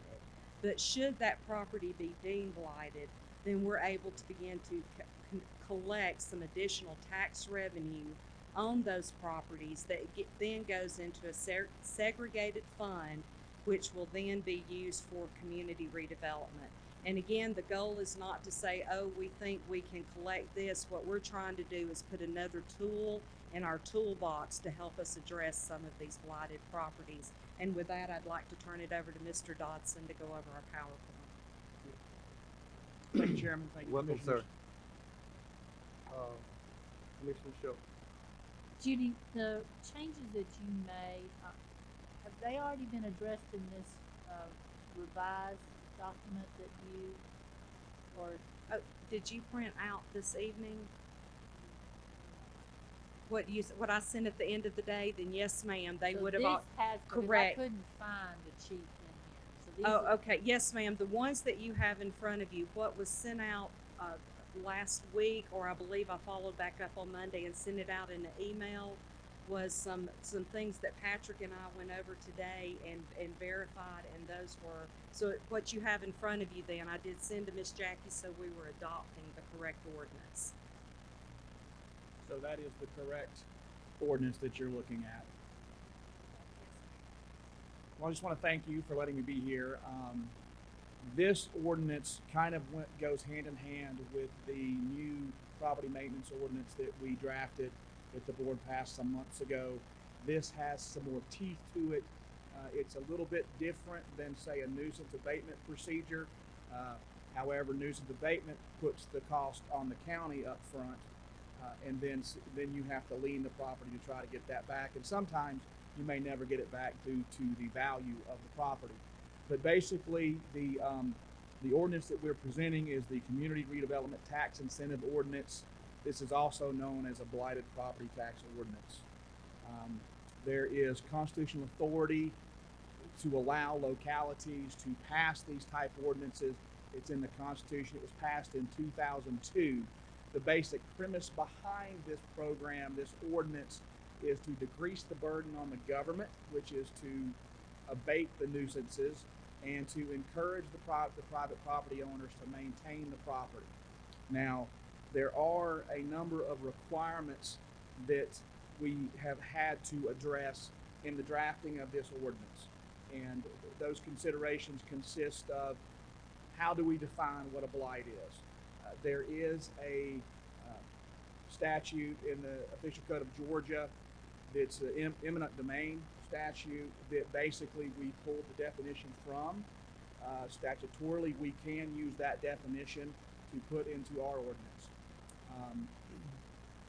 The one thing behind this that is different than the ordinance prosecution, the ordinance violation prosecution that myself and Molly Eswine of our office are involved in, is when we're in magistrate court we're citing someone for an ordinance violation, we have to serve them physically with the citation. We can't mail it to them. Ultimately, when I'll show you this a little bit later, but if we are forced to declare a property blighted, the proceeding is in rem, and we can do notice by mail. And there's a statute on that, but that is permissible. So this addresses your out-of-county, out-of-state property owners that are paying their property taxes, but they have a ramshack house and they're just not taking care of it. The standards, there's also within our ordinance, there are standards for how we rehab the property, and it's very clear on what they have to do. There has to be a written plan. We'll see that in a few minutes. We've had to specify the rate of the ad valorem tax. What this is there will be a factor applied, and the factors throughout Georgia range anywhere from 3 to 10. The Constitution does not limit what factor that we place in our ordinance. In this ordinance, we have a factor of 7. The ordinance that I looked at to draft this ordinance most used 7. It seems that localities are shying away from going above that number for whatever psychological reason. 7 is different than, it's just one place different than 8, but 8 seems larger. 10 seems even more of a penalty. But if you go too low, it may not be a deterrent. It also establishes that once a property has been declared blight, that the increased property tax has taken effect. Once they remediate the problem, there's a certification of the remediation, then we will lower the standard property tax or ad valorem tax by a factor in this ordinance. And this is not set in stone. This will be up to you all to decide, but we have set it at 0.2, and it will be 0.2 for a period of up to 2 years. And if it's under $25,000 in remediation cost, you will only get the 0.2 reduction for a year. If it's over $25,000, you'll get the 0.2 reduction for 2 years. You can change the number of years. This just is a kind of a midpoint with what these other localities are doing. We also, in our ordinance, we segregate the funds. The funds are not going to go to the tax assessor. The funds will be used for community redevelopment, and that alone. Again, we are in the definition of blight. At a minimum, you must say that it's an endangerment to public health and safety. Here's a key factor for if you have considerations of, well, what if this is someone's primary residence? The ordinance does not permit us to place the blighted property or the blighted designation on a dwelling house as it's used as a primary residence for that owner. You could use another definition. We've chosen to use almost verbatim what the eminent domain definition is, and that is what most of the localities are using.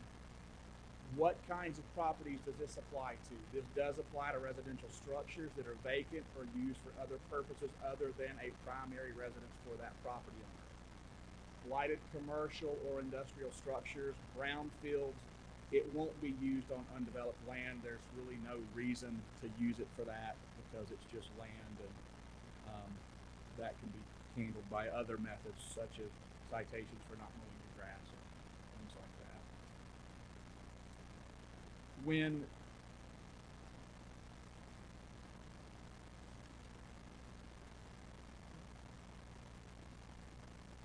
sorry, my slides are messed up here. I wanted to take a minute to go through what are the specific criteria that we are using in the ordinance to determine blight. In the ordinance, you have to have 2 or more of these criteria. It has to be uninhabitable, unsafe, or abandoned structure that's determined by the building official, and the county is hiring a certified building inspector. Inadequate provision for ventilation, light, air, sanitation as determined by the building official. Imminent harm to life or other property caused by fire, flood, etc. A Superfund site designated by the EPA. Repeated illegal activity on the property on which the property owner knew or should have known that this was going on. And the 6th category is that the maintenance of the property is below state or county codes for at least 1 year after written notice of a code violation to the owner. So you have to hit 2 of those 6 to reach the declaration that it's a blighted property. Now, there is a very detailed process for declaring a property to be blighted. It has to be inspected, and it will be inspected by the building inspector. Now, you might be thinking, well, how do we know which properties to inspect? The director here can either ask for an inspection of the property, or 5 property owners in the county can request that a property be inspected. When the request is submitted for an inspection of the property, the building inspector will go and inspect the property. The building inspector will write a written report. Then there will be a written determination by the Director of Development Services, Ms. Johnson, that the property is in a blight condition. Then you have to provide notice to the owner. That can be done by mail. It does not have to be done by personal service. The property owner can come and review the decision. The property owner can then make arrangements to remediate the blight. The county does not have to institute suit, but if the property owner comes and says, I want to remediate it, what do I need to do?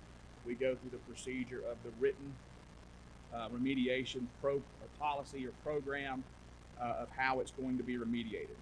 Now, if they choose not to, they have 30 days to choose to come and discuss this with the county. If they don't, then the county attorney's office or whoever the solicitor of the magistrate court is at the time would prepare a complaint in rem. This is a proceeding in rem against the property. It's not against a person. It's a proceeding against the property itself. It's filed in magistrate court. Then the court will set a hearing date. Will provide notice to the property owner. The burden is on the county to establish that 2 of the 6 criteria are met. And then the judge of magistrate court will issue a determination on whether the property is blighted. The magistrate judge will also provide a guide with specificity on what needs to be done to bring the property into compliance. So it will be a remediation plan by the magistrate judge. If the property owner desires to appeal the decision, it's an appeal to the Superior Court. It's a 30-day,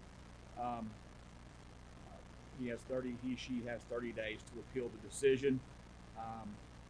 If they do not appeal, once the property is declared blighted by the court, the next tax bill that comes due will bear the blighted property tax. Some legal challenges are that we have to give property owners due process, which is notice and all the hearing requirements that I've discussed. We've got to find the appropriate property owners to provide notice to. Drafting of the ordinance to meet the county's needs, I believe that we have done that. However, you certainly can decide to change the factors for the increased tax or the after the property's been remediated, or even for how long it's been remediated for. But we keep in mind, this is not to go after people's primary residence. It's not. Now, there is a consideration, well, this is an increased property tax. Well, we need buy-in from the county and from the public about this. I think the public wants blighted properties eliminated. I don't think that's a secret. In fact, that's how code enforcement operates, is on citizen complaints.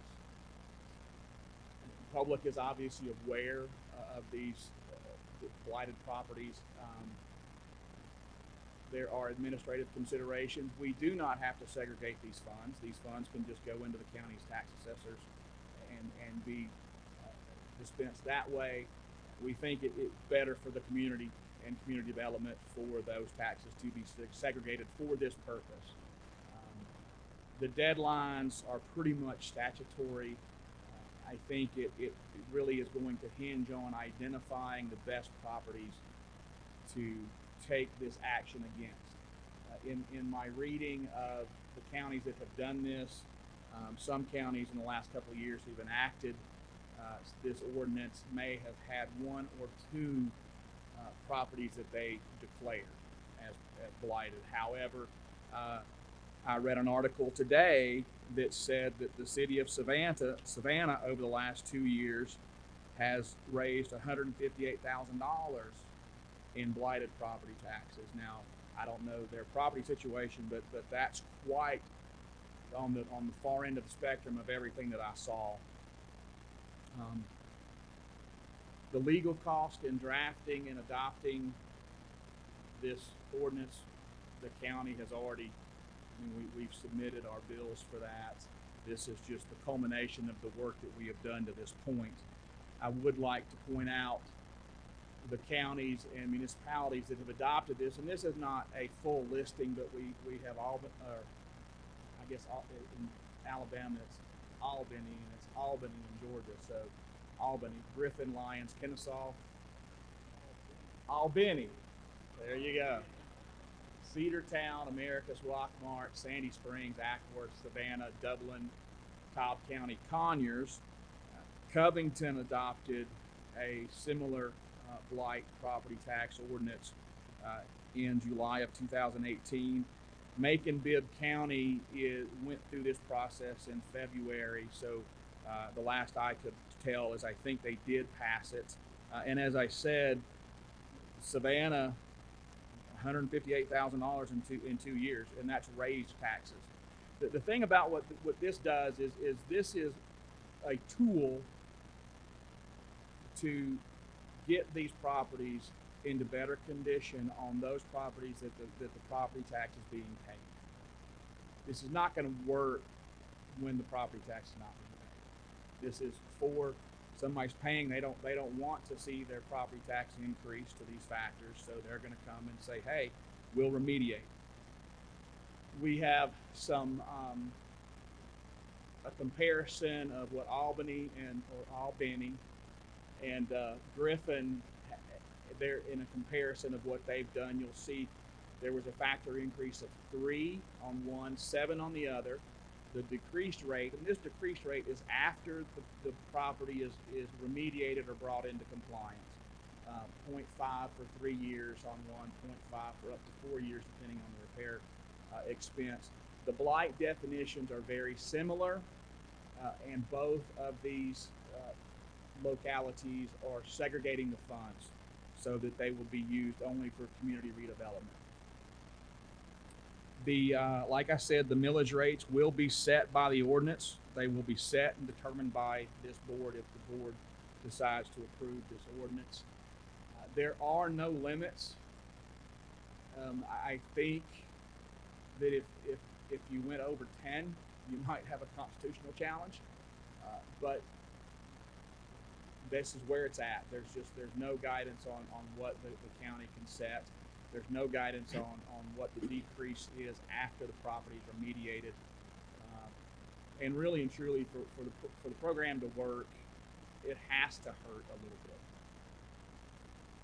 And again, we've discussed the administrative burden. The use of the revenue is demolition of structures. If you do have to do nuisance abatement and you've got a $7,000 bill for that, but we have, $100,000 in this account over here for community redevelopment, you may have the money or land acquisition and clearing. The rest of the slides is basically just that the goal of this ordinance is not to really increase tax revenue, although it can, but this is to improve blighted areas in the county, to remove those blighted areas, those eyesores that are in the county that we all know are there, and to increase these owners and force them to bring these structures into a unblighted state. And I think that pretty much covers it, and I would be more than happy to field any questions that you all have. Thank you, sir. Thank you, ma'am. Commissioner Schultz.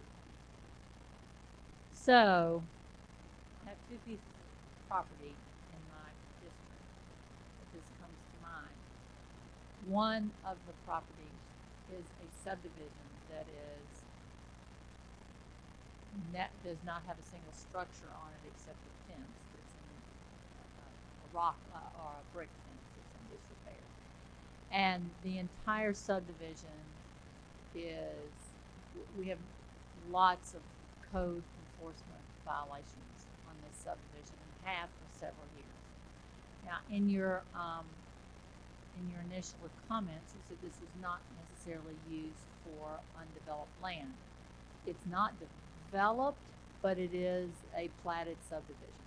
So, does it apply to this particular? Would it apply to this particular property? It would conceivably comply. It would conceivably come within this ordinance if the building inspector, if the inspector could establish that 2 of the 6 criteria are met. So I reviewed the criteria, and I can attest to the fact that and I guess the question is, all the other remedies that we've had at our disposal have not worked at this point, and this is a subdivision that's been problematic for well over 10 years. So, I would hope that we could use that. This would be a tool that we could use. It is the owners are paying property tax on it. So they're paying property tax, and I believe you that we can make an argument. You have to convince the building inspector. The building inspector is going to do the inspection, and it's a certified building inspector. And yes, those 6 criteria, if we can establish, if the director can establish that, hey, these criteria are met. We don't just have 2, we have 4. This is not a Superfund site, but maybe we have 5. There's illegal activity going on here. The police are always running kids off the property. There's kids, there's vandalism, whatever. So it could conceivably, it's not generally what it's for, but we if just it like hits to get those, this property cleaned up. yes. Okay, thank you. Commissioner Mason. Thank you, Mr. Chair. I was just going to ask a general question because I've heard of some properties falling into this category. Are we seeing this issue increase?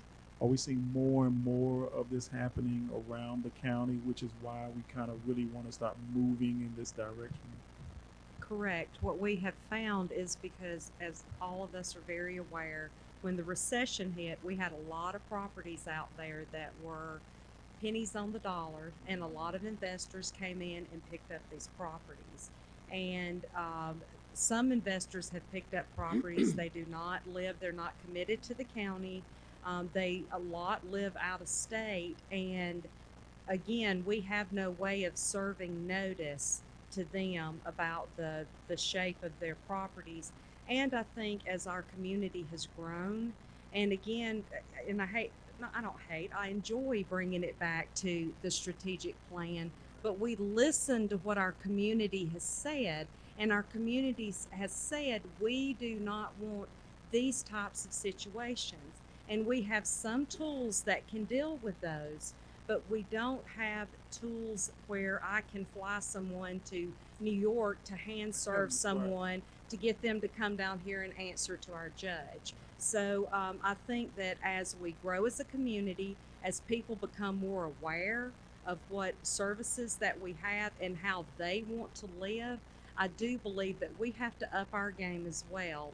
And this is just trying to be responsive to building a better community.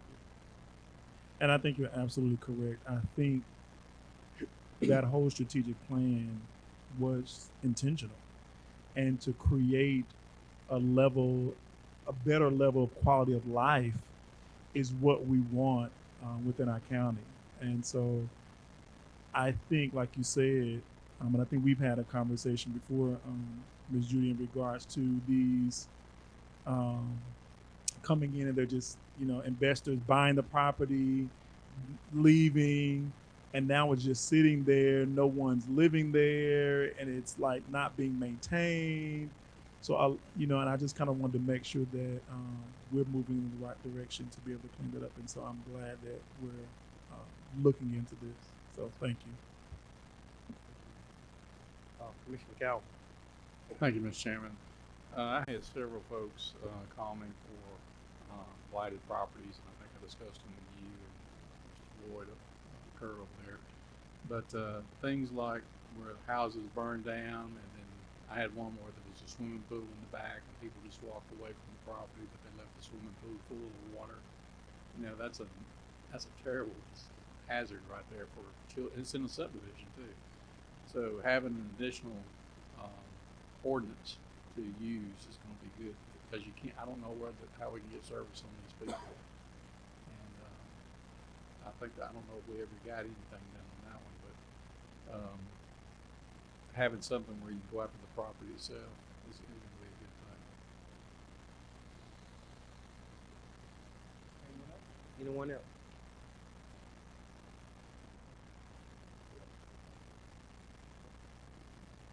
Thank you, Mr. Chairman. I'm just going to recommend a motion based on the fact that we have an updated version. So the recommended motion is to approve and adopt the Community Redevelopment Tax Incentive Ordinance in the version shown in the agenda packet provided. Actually, it would not be in the agenda packet as provided today, today's date. And I apologize, but this. So, yeah, I think. So, okay. Can I get somebody to make that a motion, please? Second. It's been motioned by Commissioner Schultz, second by Commissioner Cowell. Any more discussion? All in favor? Passes 5-0. Thank you.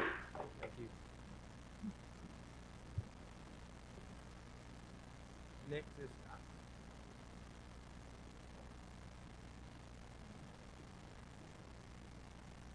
Next is item number 12.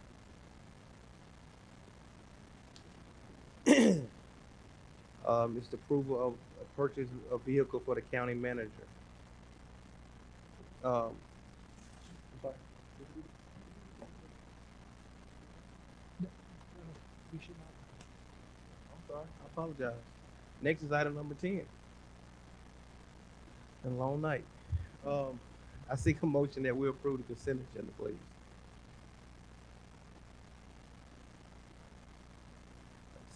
Seek a motion that we approve the consent agenda, please. It's been motioned by Commissioner Mason and second by Commissioner Cowell. Any discussion? Commissioner Schultz. So, Miss Jackie, this document that you just distributed to us, that's on the consent agenda. So is there something that we need to be aware of that's different from what we got we received an email. So is this what we received in the email? Okay. Okay. I don't know what was in the email, but it should have a supplement, and if it does, then that's what you're being asked to approve. So this is no different from the email. Okay. Any more discussion? All in favor? Thank you. Pass 5-0. Next on the agenda is number 12. Approval purchase of a vehicle for the county manager.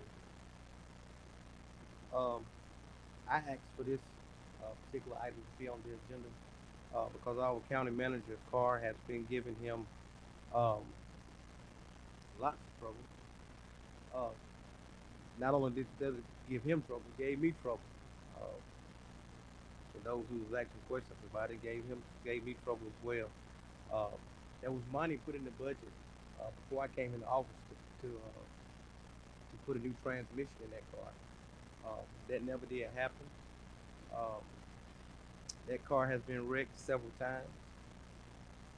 Also, Mr. Kerr has experienced on I think 2 occasions snakes in the car. Not only snakes but rats in the car. So it's time for Mr. Kerr to get a new car. Mr. Kerr did look he did look locally to get a car, but the car that the one that he found, they did not have here locally again. So that's the reason why he's not getting one from Ginn. But commissioners, I seek a motion, please.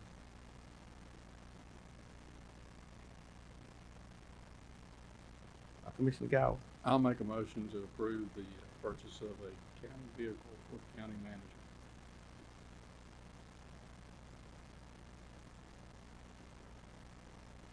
It's been motioned by, okay, let's get opportunity. It's been motioned by Commissioner Cowan, second by Commissioner Schultz. Discussion, Commissioner Henderson. Thank you, Mr. So, what we're talking about is the transmission is missing on the car. I think that what you The said. transmission was slipping when I was driving the car. Transmission slipping. Somehow or another, road was getting rotating. Rats and snakes. Rats and snakes are getting into the car. And, And that car has been wrecked twice. Twice that I know of. I understand that. I just want to be clear. I just want to be clear so everybody knows just what the problem is. That's why I think Mr. Schultz, constituent, he came up early. Hey guys, come on. Came up early and he talked about it. Anyway. Commissioner Schultz. So can you? How old is your current vehicle? His car is a 2011 or 12, I think 12.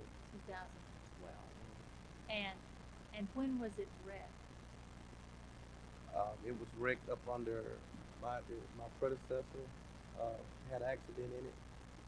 I had an accident in it, and the airbags did not come out. So it's an unsafe vehicle to go on to say something. I'm a licensed rebuilder in the state of Georgia, and I know when the airbag's supposed to deploy in a vehicle, and the airbags did not deploy. And Mr. Kerr knew that. I told Mr. Kerr I didn't think the vehicle was safe when he took the vehicle, but he took the vehicle anyway. But it's time. We don't need him riding in a vehicle that is not safe. And so, Lloyd, how are the snakes and rodents getting in the vehicle? I mean, I think everybody would like to know that answer. I live where I live is we've got about 20 acres, and we have the house, and the rest of it is woods. So my guess is that the mice, they're field mice. They started to come into the car when the weather was cold, and I saw the evidence that they were there. Then I found where they were bringing acorns and stacking them up and storing them in the spare tire area, and we set several traps to trap them. Put peanut butter on the little sticky pads, and they managed to eat the peanut butter off the pad and drag the pad different places in the car, and there'd be little peanut butter footprints everywhere. And then we used regular traps, and so we've trapped about 6 mice, 6 or 8 mice that have been in there, and they were back in there again. And just a couple of weeks ago, when I was driving the car to work, coming up my driveway, and I felt something bumping my leg, and it happened to be about a 4 foot. It was a black snake, which was, so I knew it was good, except that, you know, a little bit of a surprise when you look down. And Well, he's so going after the road. so evidently, yeah, he thought, you know, he was headed to the snack machine, and I drove off before he could get his meal. So he stayed in the car, and then of course when I stopped, he got out. But yeah, it was about a 4 foot. So there, I think due to the accidents, there is somewhere where that car is not sealed, and so they have found a home, and so they continue to come back. And you know, the black snake was not poisonous, but had it been a copperhead or something like that, so I'm not interested in driving that vehicle anymore. But it's got about 120,000 miles on it. There have been some issues with the transmission on it.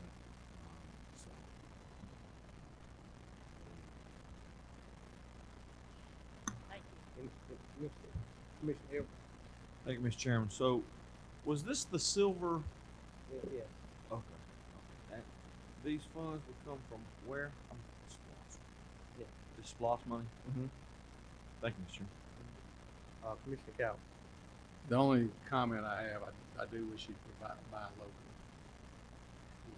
You know, I tend to agree with that. I would, but you know, the car he did go. I do know that he did go over there and try to get one in. They didn't have it, and it'll be months before they get it in. So get one in. You know, we can't ask our county managers to drive around. Yeah, I prefer Brian locally too. But any more discussion? Commissioner Mason. Thank you, Mr. Chair. That was one of the things that I was hoping for as well, that we could utilize someone locally to, you know, put those funds back into our county and to really help strengthen and generate revenue within our county. I'm always a major proponent of doing that. And were we just looking for that specific vehicle to replace, or is there another type of vehicle that we can possibly look at, where we can find locally? Just putting it out. I think he. You want to speak to that? Yeah. The vehicle that I selected was not available locally. We were trying to keep the cost of the vehicle below $30,000. You know, the Tahoes now have risen. Even state contractors, $41,000 on Tahoe, and the similar Explorer would have been over $30,000 as well. This vehicle was we were able to get it for $28,000 under the state contract. Again, indicated that it would be July or sometime in August before they'd be able to get it. So that's why we looked at, you know, another source. No more discussion. All in favor? Pass 5-0. Thank you. Thank you.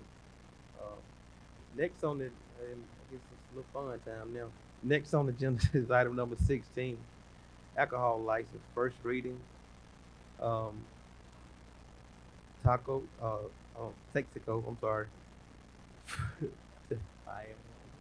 Texaco Food Mart, 2156 Highway 81, Oxford, Georgia 30054.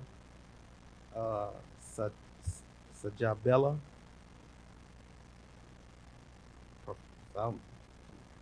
Sajabala, Perdang, or something like that. That's District 5. Final reading. Yeah, I wait to run it right. Final reading.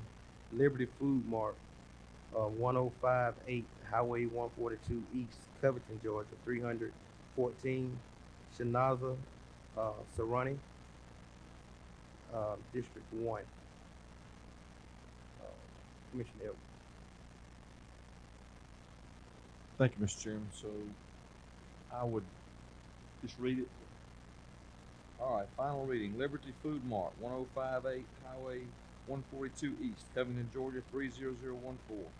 Shanaz Sarani, District 1. Can I get a second, please? It's been motioned by Commissioner Calvin, a second by Commissioner Mason. Any discussion? All in favor? Passing 5-0. Thank you. Citizen comments. You have an opportunity to comment now. You have 3 minutes to do so. Please state your name, your address for the record, please.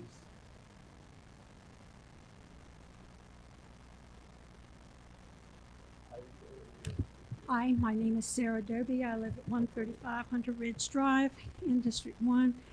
I have two topics.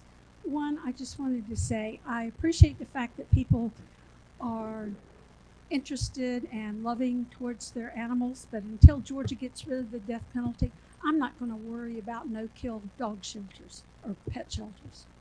We need to get rid of human death first.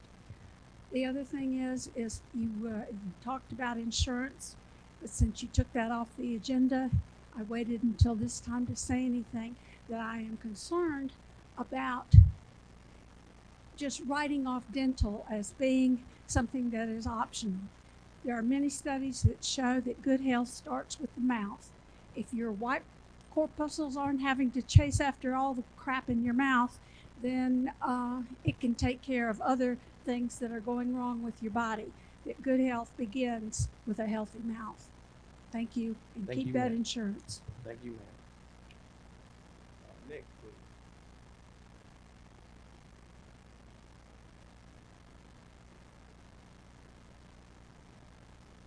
Please state your name, your address for the record, please. Yes. Gene A. Wills, 125 Homestead Way, Covington, Georgia. This last week I talked about the incident that we paid out $500,000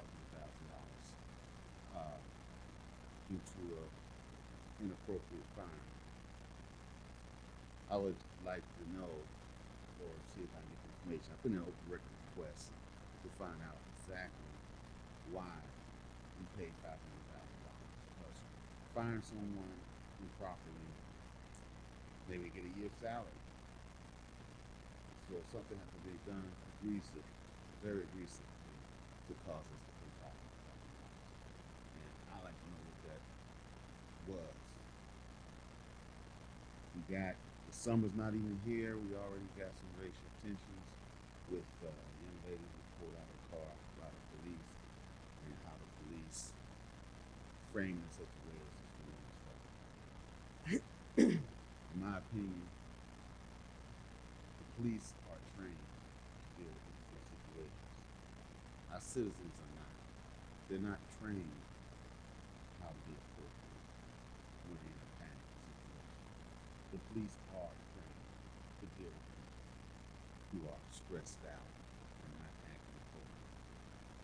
And we got a chief of police of Covington parading this video around, blaming the woman. I will always blame the cop in this situation. He could have talked to her. He could have talked to the family that was around me. He was in her neighborhood. He could have waited for the cops. And after all, it was a misdemeanor. We got a lot of people who see the tape, see what happened, and buy what the police are telling them. It's like, don't believe your eyes and ears. Believe what I'm telling you. My opinion, if you can't train your police force, train the community, come out and train us how to deal with your hostile officers. Cause if I get stopped, I may become upset. I've been upset before. I've been stopped just walking to my vehicle. After leaving the restaurant, I asked what I'm going in a particular town when I was on vacation. And I got very upset. And we don't always know how we're going to respond to a stressful situation. So someone got to reframe that situation in Virginia Beach. What do we have police training for? What do we have professionals out there protecting us? I feel like sometimes our community is a combat zone and the police treat it that way. They come in to face the enemy. Thank you. Thank you, sir. Next, please. Please state your name, your address for the record, please.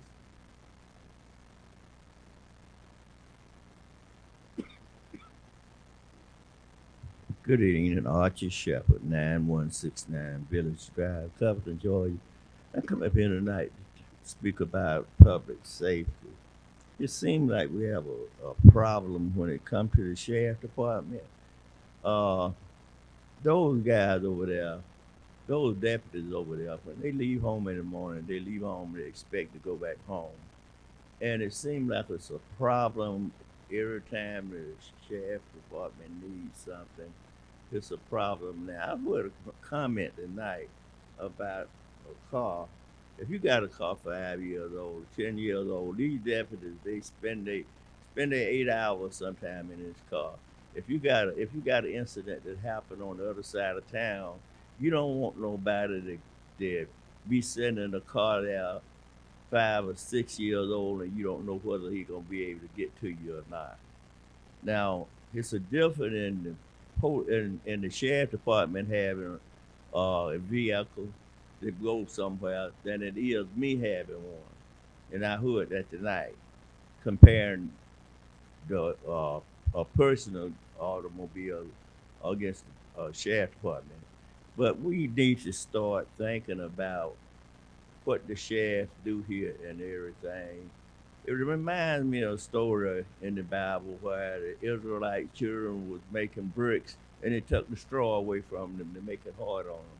So what I'm saying is our deputies, and we need to show that we really care for them and give them the tools that they need to work with and also the money that they can make a decent living.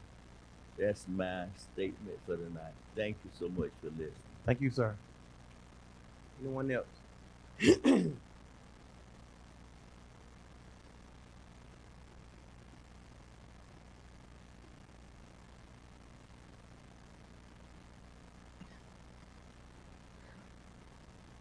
I'm Mr. Butler, 650 Freedom Drive. Hey, what are y'all doing with these cars you turning in? I mean, you ought to either sell them, well, or you can take them over on Washington Street. They got 2 scrap yards over there. You can get something out of it for scrap and put it back in the general fund. I might want to even bid on one. I wouldn't bid on a piece of junk that you been the way you just said. You done wrecked that car about what, twice? We need to teach you to drive. You're about as bad as I am. And I hope, Kurt, I really hope that when you get a new car, you ought to see if you can't get a guarantee that it's snake proof. I mean, I never heard of a man wanting to trade cars because it's got snakes in it. I'd be trying to get rid of it. The way you kill a snake, you cut its head off. Man. Thank you, sir. Thank you, sir. Anyone else? Anyone else? Thank you, Commissioner Edwards. Thank you, Mr. Chairman. I'll be brief. I think it's this Monday that is Memorial Day, and I'd like to take this opportunity to to not only recognize and thank our deceased veterans. They were used as currency at some point for our freedom, and they are much appreciated. And I want to extend that thank you to all of our veterans, the ones that are still living today and the ones that have passed on that did not absolutely die in battle. I just want to make that known this time. Very much appreciate it. Thank you, sir. Commissioner Mason. Thank you, Mr. Chair. I definitely want to echo what Commissioner Stan said. Definitely coming up on our Memorial Day, definitely want to remember those that served. But I just want to say once again, as I always say, we are not a perfect county, but I believe we are a great county. And I believe we are moving in a phenomenal direction. Some may agree, some may not agree. There are definitely things that we have to address as a county. But just being a newly elected commissioner and speaking to other commissioners in other counties, we are not the worst county. And so I just want to put it out there that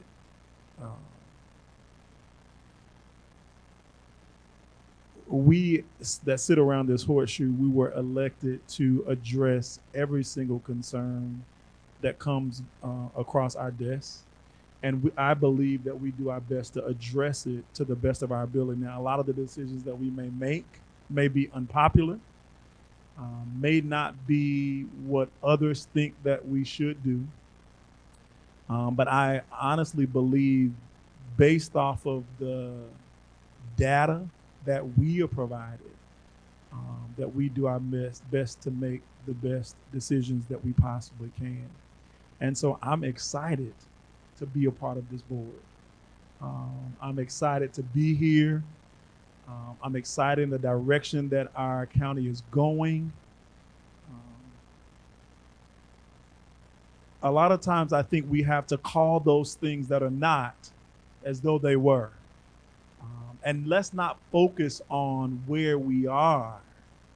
Let's focus on where we're going. Let's focus on the direction that we're going.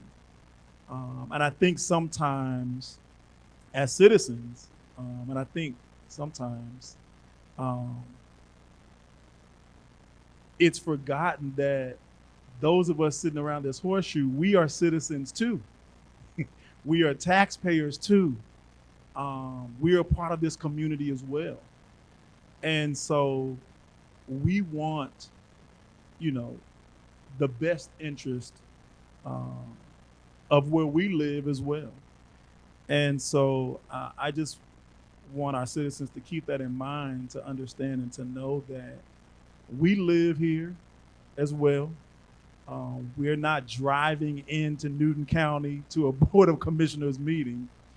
We live here as well. And so we want the best interest of our county. And so I'm just excited about where we're going, where we're headed, doing our best to learn from our mistakes and move forward in a positive direction. Thank you. Thank you, Commissioner Schultz. Thank you, Mr. Chair. In response to Memorial Day, typically there is a ceremony on the square at 10 o'clock on Monday. I also wanted to acknowledge Commissioner Mason, you have a Family Fun Day on June 1st.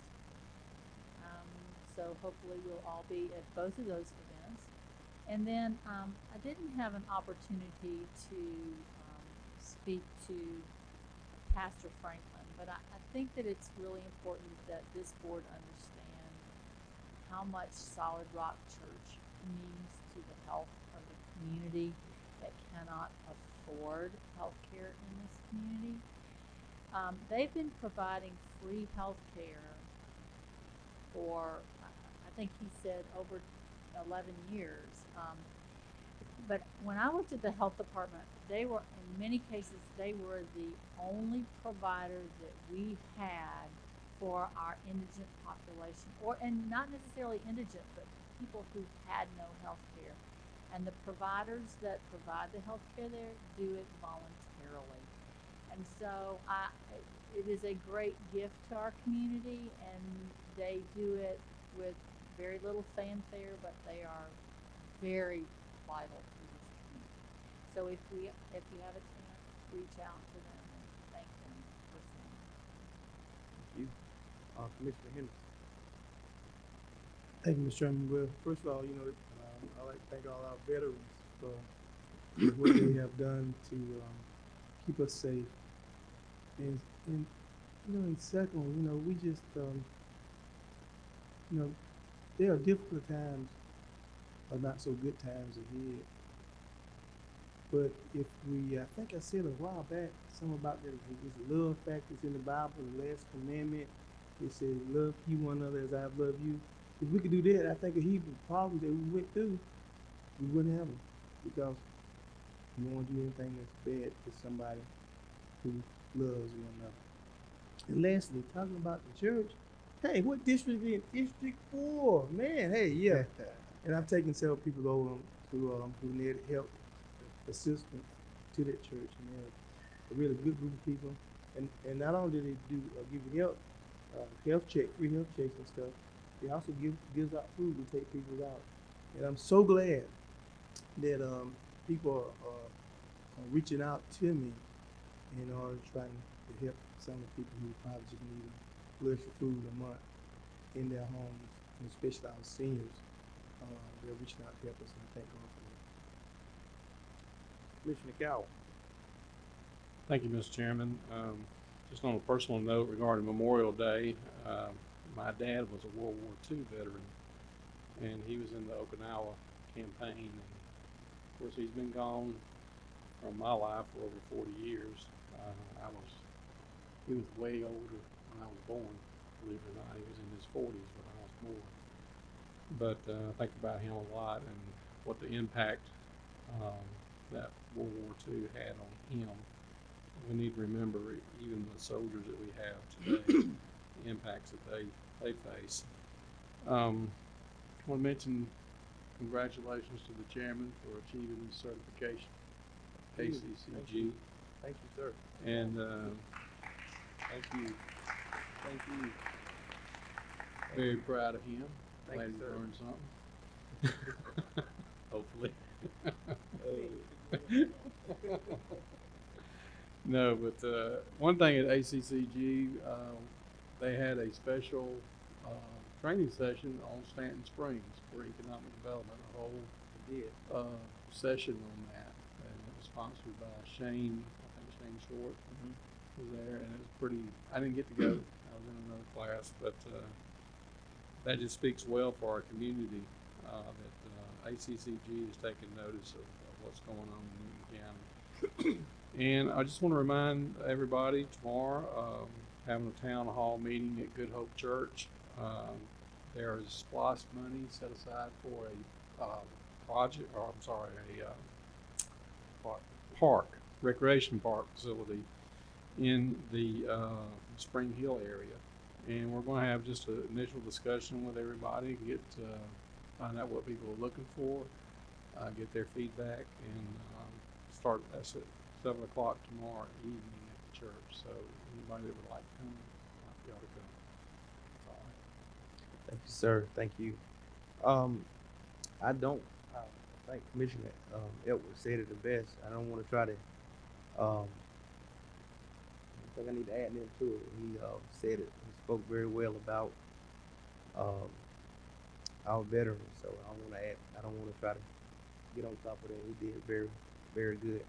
But I'm reading a book called The Art of Neighboring. Talk about being a good neighbor.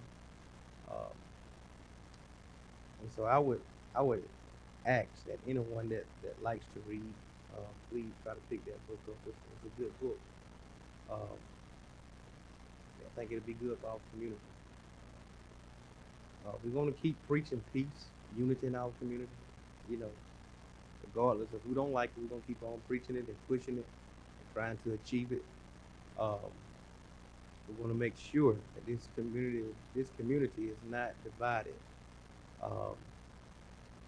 with race in a negative way. You know, I released a statement in the paper, and I got a lot of support behind it. A lot of people called and said they're gonna be praying at 5:30 with me.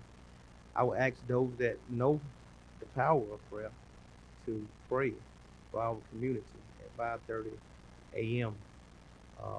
Prayer will make a difference in this community, and so I solicit your prayers to pray along with me as we try to make a difference in this community. With the help of the Lord, we can kind of be all right. If there's anything else, I seek a motion that we adjourn. Been motion by Commissioner Henderson and second by Commissioner Mason. All in favor? Pass 5-0. Thank you.